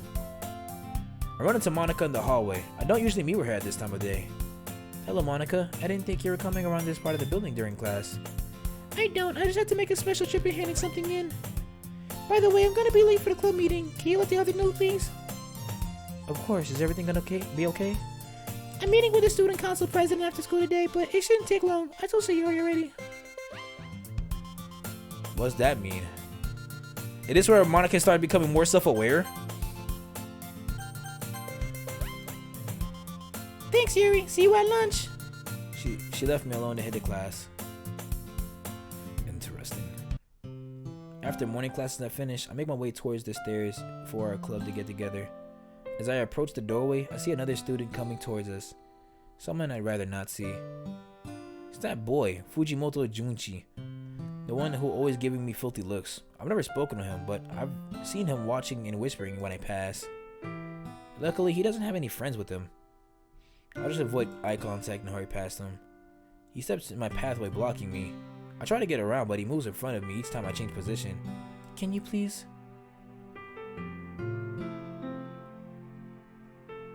Hey, what's your hurry, sugar tits? Don't you have a couple minutes to spend with me? What did you call me? Don't play innocent. Everyone knows what kind of girl you are. Let me pass. Instead, he comes closer. Oh, what's the matter? I'm not sure I'm not good enough for you. You only go for the more experienced type, huh? Well, let me show you, sweetie. I can do those things crusty teachers would never do. I start to go back, but he gets in my way again, moving closer until I'm against the wall. Please, leave me. Stop acting like you don't want it. Just think about how much fun you're going to have compared to what you usually have to deal with. Back off her, shit stain. Oh, it's Sayori. Oh, Sakamoto. Sakamoto-san. Okay, Curly, just in time. We can take turns. I said step away from her. She doesn't want to be anywhere near a sleazebag like you. This little gutter slut? You know where she gets her good grades, don't you? Sakamoto-san headed straight for Fujimoto without answering. Fujimoto takes a swing at him, and although Sakamoto dodged like he was anticipating it, the punch still knocked him over. Sakamoto-san! Leave him alone! Sakamoto-san gets up slowly. Fujimoto smiles, his fist balled. Then, just as Sakamoto-san is on his feet, Fujimoto rushes forward and tackling him. They wrestle each other across the floor. Sayori screams uncontrollably. I can only cover my ears and watch in horror. Stop! Get over him! It's a fight! I can't believe you're making such a big deal about where's this snatch like After a moment of struggling, Sakamoto is on top, holding Fujimoto down with one hand, and he raises his other fist to strike. No, please don't do it. Both of you stop! Who the fuck are you?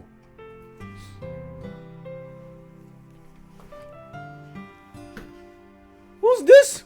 Who's this glass of wine? Your eyes look lifeless, but at the same time. Anyways, Lamau. I'm just saying. Bro was whooping bro's ass. And when bro was about to piece this nigga, Monica comes and stops it. Like, Monica, don't stop me piecing this nigga. Let me take care of business.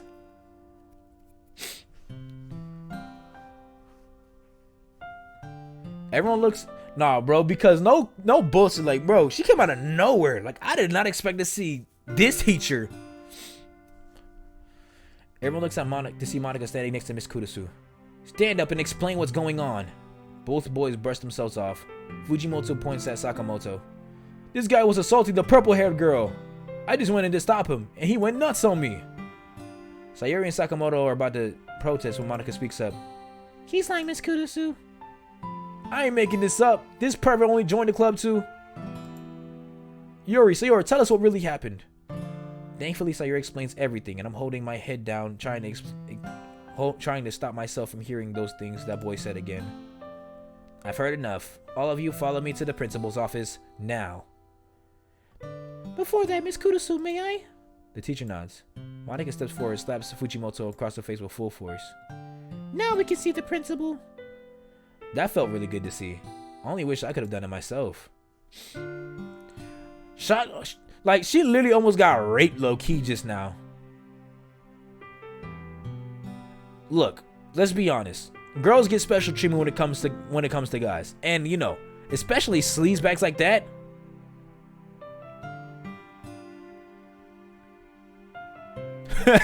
Down bad. I just say it like this. For a guy to do something like that, they absolutely deserve it. And I know for a fact if he would have tried to touch Monica, bro, I'm ready to throw hands on bro. Bro knows. I'm like, bro, go ahead, touch her. I promise you. I'll put you in a headlock and you're not coming out there regular. I'm gonna make you turn black and purple on me. Sorry, I got violent for no reason. I'm sorry, my boy, like, I was ready to hop in that bitch. I'm about to blue skidoo in this screen. We gonna start jumping bro together. Me and my character. That stuff like that just makes me so annoyed. Like, just be a decent human being, please. No apology. I can't believe he did that. He fought that boy for me. I feel so guilty. I'm afraid to look over him right now, but he's sitting there 2 seats away from Sayori, whispering about him. Kudo-sensei is talking to the principal. They're going to want me to tell him what happened. I don't want to recall those moments. I don't want to relive what happened in the hallway ever again. Damn! Yo, whoever designed the principal give they ass a raise.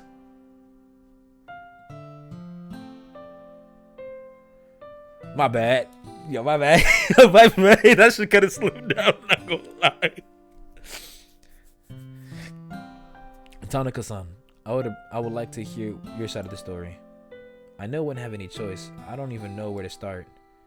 He was trying to help me. It wasn't his fault. Who was helping you? I was trying to help her get away from this whack job before you assaulted her. I didn't ask to hear you speak. Kei slid back in his seat, looking off to the side. Please continue, Tanaka-san. It was him. I pointed to Fujimoto. He wouldn't leave me alone. He kept getting closer to me. He said filthy things to me. He said, don't act like you don't want it. I'm sorry you have to repeat those words back. What about Sakamoto? He was trying to stop that boy. He told me to leave me alone. So how did the fight start? Again, I pointed at Fujimoto. He hit Sakamoto and then he knocked him down.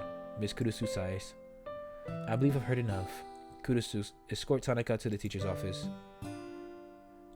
Your mother wants to talk with you, Yuri.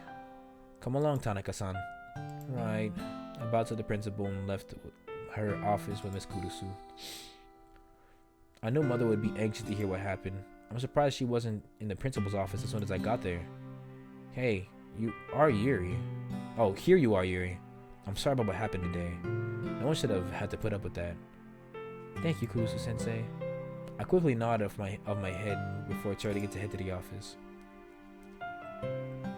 Mother stands as soon as she sees me. Yuri, what on earth is going on? I heard you were involved with some kind of fight. It was two boys, Sakamoto and Fujimoto, but Sakamoto-san, I knew it. I knew I was right about that boy. He was even more trouble than I thought. No, Mother. I'll tell you what I'm going to do. I'm going to make sure he's no longer part of the literature club starting today. No, Mother, you can't. Oh, believe me, it's already done. What were they fighting about? Anyway, drugs? Gang rivalry? And this is why we don't like you. Because now you're dissing me. It was one thing when you're disrespecting Yuri. And like, you know, you're trying to be mom and shit like that. But now you're dissing me. And I don't like that. Gangs, rivalry, what the fuck is going on, bro? Well, no. There's a pause and my mother was waiting for me to go on. Eventually she loses her patience. Well, what is then? Me? Why would they fight over something? My mother got very wide. Yuri, don't tell me you were... Mother, it wasn't my fault. I didn't do anything, and neither did Sakamoto-san. The blue-haired boy was trying... The blue-haired boy? That nigga's hair had blue hair? Anyways, was trying to assault me. He kept coming closer. He wouldn't leave me alone. He only stopped because Sakamoto made him. Sakamoto stopped him? Yes, he confronted Fujimoto and made him get away from me. That's why Fujimoto hit him. So Fujimoto hit first and then Sakamoto-san hit back. No, Sakamoto never hit him, although he was about to since Fujimoto wouldn't stop fighting. There's another pause. I see. I guess I should thank so. Yes, you should. Put some respect on my name, ma'am.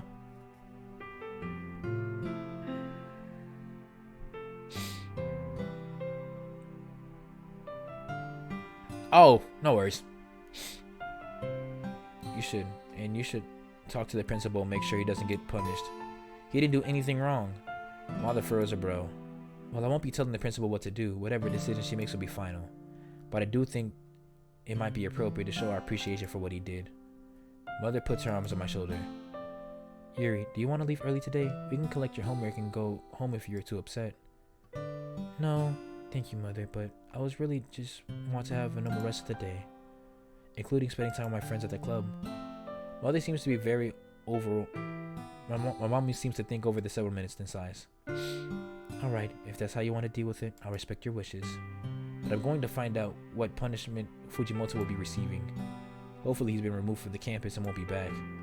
Mother gives me a strange look and pats me on the shoulder, then walks off quickly. I'm not sure, but I think that might have been her way of trying to comfort me.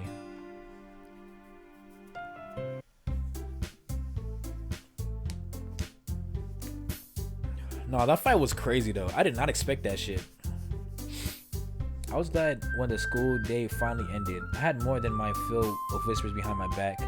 Clearly, word got around about the incident. I didn't mind seeing that I was the first one to enter the club room. I opened my book and began reading. Yeah, I'm not gonna lie, it did get wild. I know it's gonna get crazier though. Just the amount of foreshadowing is going on right now. See, I know big words. I opened my book and began reading. I preferred to keep things as normal as possible for today's disturbance. Soon Sayuri Sakamoto-san arrived. They both came straight over to check on me. Hey Yuri, are you okay? Yes, thank you for, I stumbled over my words awkwardly. I'd rather not bring up the incident, but I need to thank Sakamoto-san. No problem. So you're gonna be punished? Yes, I'll be attending graduation ceremony, but Fujimoto's in a lot more trouble because of what he did. He's being expelled, so you won't have to worry about running into him again. Oh, thank goodness. I can't hide my expression of relief. Well, bro's out of here. Bro's character sprite doesn't exist anymore. Bro just got deleted like Monica did in the first original game. Well, even if it was still here, you wouldn't have to worry about him. I would have made sure he would never bother you again. Principal W. I give Sakamoto a thankful smile. I'm pretty sure I get the meaning. Well, since I see an empty bento box on your desk, I'm assuming you had already something to snack on. So I'm going to see if Sayuri wants any of the meal I packed. I'll talk to you later. Sakamoto-san offers Sayuri the food. They sit together eating while I read. However, their voices get increasingly loud as Sakamoto begins joking around. He seems to be working hard to keep Sayuri entertained. I'm glad to see her in such a good spirits because I think I know why she's making such an effort. I think back to the worried look he gives giving her from time to time. Eventually, I'm completely unable to focus on my reading as Sakamoto-san is joking around into one-man comedy show. So I asked her, why do you pretend to be only wet from the rain? What did she say? She said it isn't raining. Sakamoto-san and Sayuri spin their head towards me as I suddenly realized that I just laughed out loud. I quickly make an excuse. I wasn't listening to you or anything. It was just in my book. I'm sure my lie doesn't sound the least bit convincing, but Sayuri takes the poem and begins looking it over. I'm going to say that something Sakamoto-san has been doing. If he thinks he can take responsibility for Sayuri's happiness, it's going to turn into a problem. I don't get a chance to talk with him privately, but with Sayuri so close by, and eventually Natsuki is here too. She mentioned that she was on cleaning duty, then comes in to check on me. Are you okay there, Yuri? I make a weak excuse and retreat to the closet. I guess I'm more upset about what happened than I thought. I'm really glad that I don't have to see Fujimoto again. But what if I have to pass him somewhere or walk home in the city? I think about how I felt in those moments, trapped, frightened, and helpless. No, I'm not gonna let that happen again. It's like Father said, I can choose to act differently next time. I'm not just going to hide my problems. I decide to get out the problem and walk back over to the group. I can hear Natsuki talking about the festival. Didn't Monica say she wanted to talk about the festival? Yeah, bro was trying to see what was good with the goodies, and bro was not getting the goodie bag. Like, bro, don't get me wrong. I understand thirsty. Thirsty understands thirsty. But you gotta understand, my boy. Shadi said, no, be gone, be gone. Wait, bro was trying to push over there like, bruh. Whenever a girl does not want to be talked to, bruh, I just remove myself. The moment shit get awkward, I disappear into the shadows like fucking Danny Phantom fighting a ghost going ghost. No bullshit.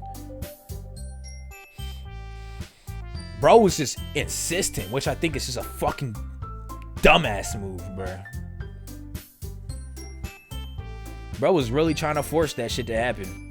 Shit was not working out for bro. Someone hit this nigga with a bat. Anyways.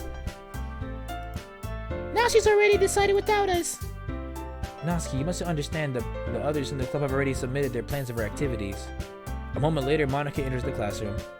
I'm super sorry. Yagami-san wanted to talk about the details of our part in festival. I'll explain everything at the end of the meeting. Really, Monica? Couldn't you? I don't know. Tell her to wait another day? You didn't give us a chance to voice our opinions. Natsuki, Monica had to make a decision. We should support her by following her plan and make the plan a success. Monica, it is the president for a reason. If she submitted an idea, I'm sure she thought it decided it was the best. Well, I might have liked it to have had a chance to suggest it. Come on, Natsuki. I'm sure what Monica has planned is going to be fun. Thanks, Sayuri. Alright, everyone. First order of the business. Let's just relax before we start sharing our poems. Everyone disperses across the room. Monica and Sayuri are talking quietly. Oh, yep, and here we are. Natsuki go back to reading her manga. Everyone is quiet, even though I'm able to get some of my own reading done this time. Eventually, it is time to share. The other members praise my writing, and I find something positive to say to them as well. After Natsuki and I look over each other, I ask her about this afternoon. Would it be okay if I came with you to the hospital today? Yes, I would like that. I have a feeling there's going to be some good news. Then it is time for me to show my poem to Sakamoto-san. Hi Yuri, mind if I look at your poem first? I hand it over and he reads it through carefully. Well, you definitely had a different perspective on the beach than Natsuki. Did you know she was going to write about it also? Yes, we agreed to write on the same topics. She really surprised me with what she did. I feel like your poems are giving a look into your perspective on a lot of things. You don't always do that. I mean, your work is always very personal, but this poem just seems more revealing than the others. Again, I'm taken aback about how accurate his assessments are. It's like he knows what I'm trying to say after one brief read through it. Well, could I read yours now? He asked me his poem and I read through it attentively. Wait, did he write about it? You couldn't know that. No one knows that. Are you okay, Yuri? I'm unable to hide the terror in my eyes. The poem is clearly a metaphor for self-harm and among other things. Is this about someone you know? I had family struggle with some issues, some very difficult things. My poem doesn't say it directly, but it's about what they went through. Oh, you look really upset. I'm sorry if my writing caused that. It's just really intense. I'm not a good enough actress to cover it up when I feel this uneasy. Could you excuse me for a second? Yuri, really, I'm sorry, I didn't mean. I'll be back in a moment. I leave the room quickly, not even worrying about what the others say. I just have to go. In the hallway, I try to calm down my breathing, but my thoughts are racing. This isn't the first time Sakamoto has seemed to know something no one else should. He said it was about a family member, but it was like he could have been talking about me.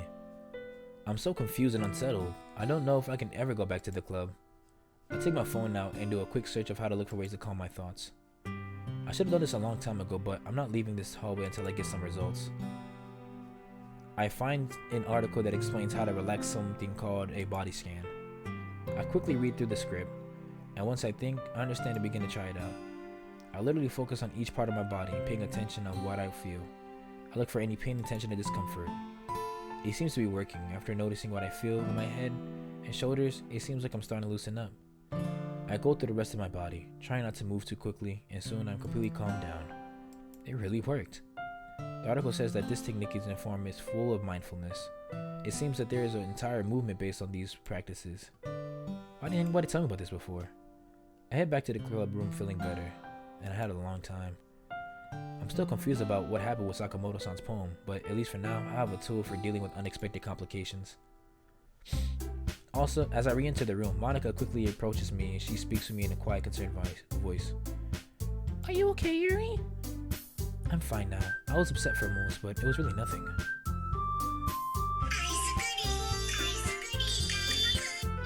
Lord.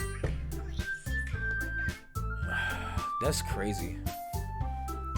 I feel like that's the only way he could confront her. So I feel like right now, in a sense, everybody has their own issues, and he knows them all because he must have been like the character in the game before, and he's trying to stop them all from going where their issues are. When it comes to Sayuri, he's with her, hanging out with her, making sure she doesn't feel left out or hurt, or like she's alone. When it comes to Natsuki, he's with Natsuki every now and again, giving that little bit of attention and that sense of relief. And for Yuri, he's trying to help her not self-harm. And like, this is really something better. You do look pretty calm, actually. Well, if you're sure you're alright, I'm going to close out the meeting now. That's fine, thank you. Monica heads to the front of the room to address everyone. Okay, everyone, this will be the ending of our club meeting for today. Like I said when I came in with Yakemi-san, was asking about what our club will be doing for the festival. The good news is that Sayuri Sakamoto-san came up with the best way we can represent our club. Really? That's right, Sakamoto-san was the one who suggested we provide food and entice with new members, including your cupcakes. Natsuki thinks over for a minute. That makes sense. My baking is the best way to attract people. And I can ask Father to provide some cooking so there are more choices with the cupcakes. Good idea, Yuri. Now as for what we'll be doing for the festival, we're going to hold a poetry performance to give people an idea of what kinds of things we can do for the literature club. Each one of us will present a poem in this reading, which is why we're going to be practicing tomorrow. This is what you told Yakimi-san? That's right, so we're committed to doing it. Then we're going to need the right atmosphere. I can provide that with decorations and lighting. And I'll be printing some pamphlets, but we can work the rest out the details on Friday. For now, meeting adjourned. As Natsuki and I packed up, I noticed Sakamoto approaching Sayori. I couldn't hear what they were saying, but she got pretty excited. Come on, Yuri, let's get going. I guess I was staring too long. Oh my. At the hospital, we get our visitor's badges and make our way to the room. Well, there you are. And hello to you too, Yuri. Hi, Grandma. Hello, Amiko. Well, you came just in time to hear the good news yourselves. They said I could come back home tomorrow. Really? You just found out? That is good news. So you're gonna be okay? Of course. It'll take a little bit more of internal mishap to slow me down, of course. I have some medication for a while. That's no problem. I'll help you keep everything organized. Grandma W.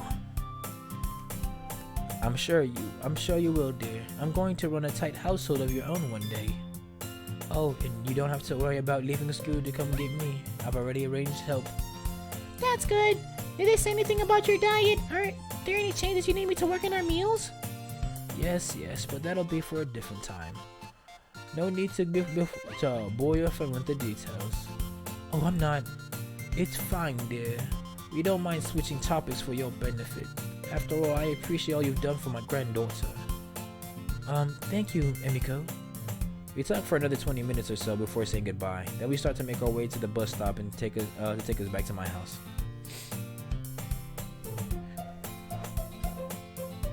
Hey, wait a minute. Look over there. Natsuki points down the street to see it. All I see is a crowd of people. What is it? Isn't that Sayori and Curly?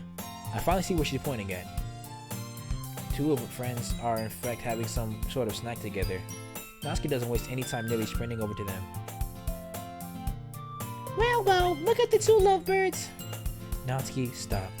Oh hey, what are you two doing out this way? We just came from visiting my grandmother. She's coming home tomorrow. We're heading back to my house now. Right, so we're gonna catch the bus. We'll see you both at club tomorrow. Enjoy your private time together. I want to tell Sakamoto not to let Natsuki tease and get some, but before I say anything, I decided it isn't really necessary. There I go again, analyzing what I want to say rather than just having a natural conversation. As I turn to follow Natsuki, I reflect on what I meant to tell him. How Natsuki's taunt is actually a sign of her approval. W. Natsuki. If she didn't trust him, she wouldn't be making jokes about him. Spending time with Sayori, she'd be running him off. Upon entering my house, Natsuki and I were surprised to see Sayori speaking with mother. Sayori teaching with mother. Kurusu sensei? Hello Yuri. Hello Natsuki. Nice to see you both again. Yes, you too, Sensei. Girls, meet Miss Kurusu. Miss Kurusu and I are actually discussing some sensitive student information. Why don't you go upstairs and do your homework until dinner's ready? Oh, that's okay. We did it. Of course. Of course, mother. We'll get started right away. I quickly pull Natsuki upstairs and into my room before she can say anything upsets mother. Hey, what was that for? We finished our work at the club. Didn't you hear mother said? They're talking about another student. They don't want us hearing. So, what's the big deal? I'm not gonna gossip.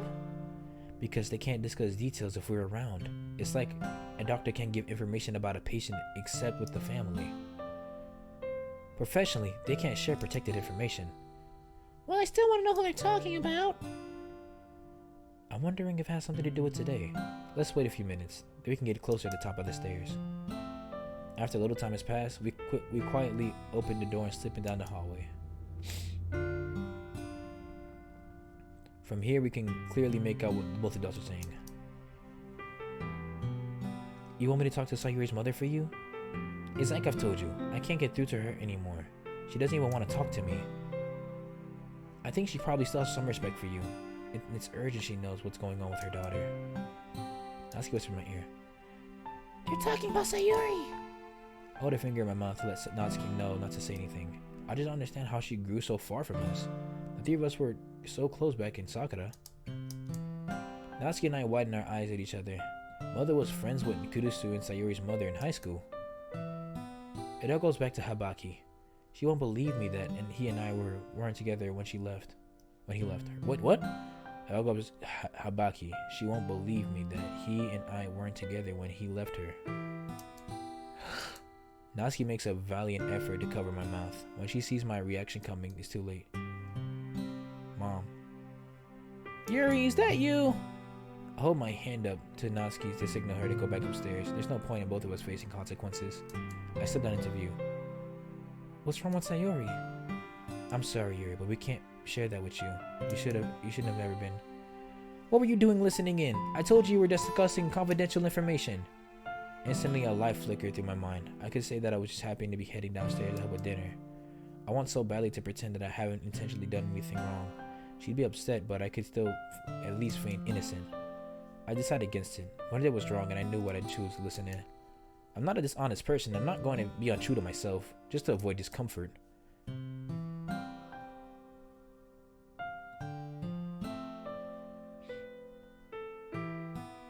No cap. Rip Natsuki. I thought you might be talking about me. When I heard you mention Sayuri's name, I kept listening because I wanted to know what was happening with my friend. That's none of your business. I should have been able to have a professional discussion in my own home without you eavesdropping. Was Natsuki listening too? I reached my mouth half-life quivering. It's one thing to tell the truth when I'm getting punished, but if I were to question my friend and have faced consequences, I should probably get going, Rumi. I'm sorry. I should have waited until we were at work to talk to you about this. No, I apologize for ruining the conversation, Ms. Kurusu-sensei. I should have respected your privacy. Yes, you should have. Go sit at the table for dinner. I'll speak with you after. I see Kurusu-sensei out. I slowly walk towards the kitchen and begin getting out the dishes. Father greets me where he is cooking. I give a weak reply, but he's busy enough that he doesn't notice my mood. For a moment, I'm mostly upset about what I did. Gradually, I start to think about what might be wrong with Sayuri. Then I suddenly remember that look at Sakamoto's been giving her this week. He must have known something. Mother steps into the kitchen and still extremely upset. I cut her off before she could say anything. Mother, I need to know what's happening with Sayuri. I know something's wrong too. Sakamoto sounds worried about her too. That's Sayuri's personal business. If she wanted you to know, then she would have told you what she's dealing with. I can't control what she shares with you, or her childhood friend, or anyone else. But I should be able to control what you overhear when I'm speaking to a colleague. Father hears the anxious tones in our voices and finally turns away from cooking. What happened with Sayuri? Is she okay? Oh, didn't she tell you? Your daughter was listening, and while I was speaking with Kasumi, she overheard our concerns about another student. Yuri, you didn't. Your mother could have faced disciplinary action if her administration found out. I'm sorry. I really thought they might be talking about what happened to me. Father sighs at the mention of the incident. Yes, she called me after she spoke with you. I'm sorry you have to go through that, but it doesn't excuse what you did. You should have considered the possibility of what happened if you listened into a conversation that wasn't about you. Yes, Father. I apologize, Mother. Yes, well, I hope you don't do anything like that again. Although, you said Sakamoto-san told you he was worried about Sayuri, but he didn't tell you why. No, he never tells me anything. I just seen him looking at her with a worried expression. What? What is it? No, it's just that he must really care about her. He apparently knows something, but respects her enough not to disclose anything to her friends.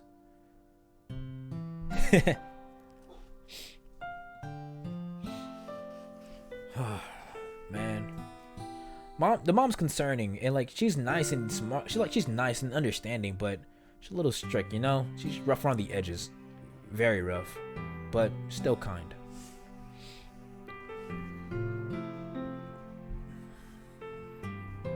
And the way Mother is talking about Sakamoto sounds like she has done something to add more.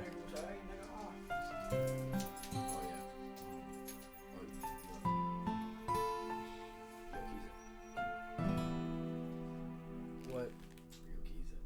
Why? Right now? It's all finished, Nick. We finished a little bit more. We going.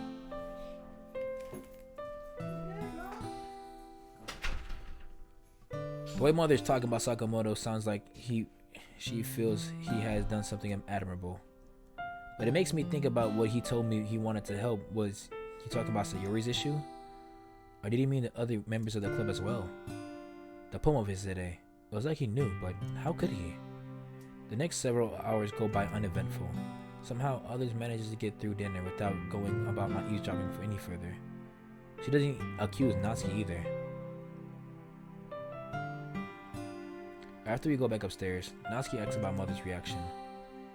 Yes, she was pretty upset. I was surprised that during dinner, but that she didn't think to bring you up.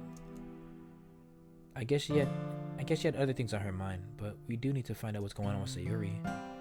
Maybe it's time we talk to Monica. Maybe what she knows. I'm talking to her.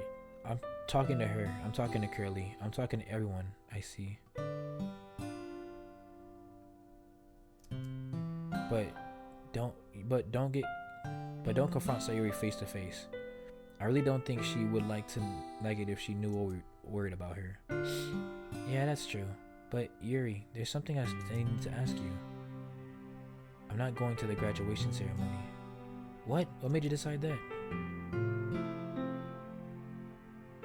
Well, since Sayori, Curly, and Monica won't be going, I thought it would be a way to support them. And my grandma's the only one who would want to be there to watch.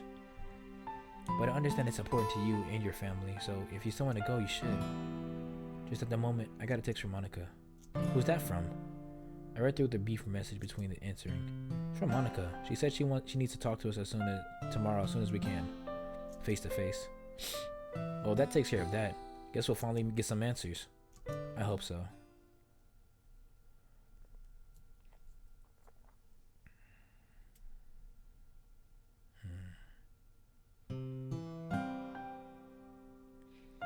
Alright guys, I don't know how much longer is in this mod, or how much longer is in this Yuri story, but for right now, I'm gonna save it and continue on tomorrow. Is that okay with you?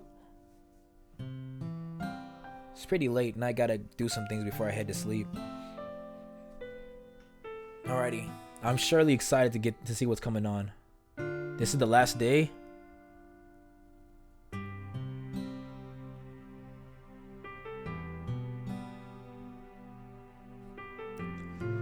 It's so tempting, but I guess that's gonna leave a lot more for tomorrow to do, because this is the last day for Yuri. Yeah, tomorrow. Thank you for staying.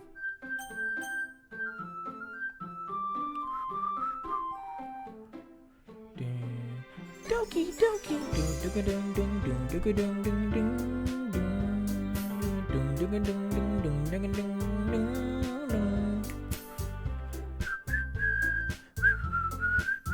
I'm sorry, I really fuck with this. Man, I feel like I haven't seen enough Sayori. Alrighty, can't wait. Alright, I love you guys. Thank you for watching and checking out the stream. I'll be sure to come in tomorrow. And shit, I think around 5. I've been pushing it a little bit more easier so I have more flexible time.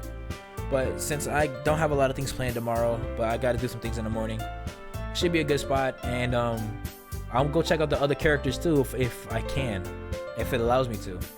So in the meantime, Psyche No Gaming, is it cool if I check out the other characters tomorrow too afterwards? I don't know if they're done yet or they're just like demos. If they are demos, then it's perfectly fine if I can play it.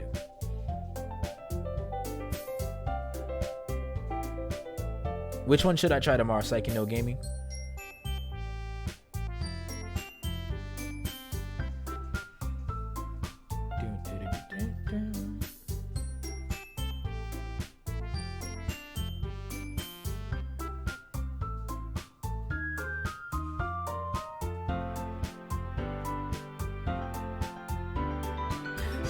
Well, I don't get a response. It's cool. I'm pretty sure you did head out already. But in the meantime, I guess I'll see y'all guys tomorrow. I'll see you tomorrow. All right. Curly Top!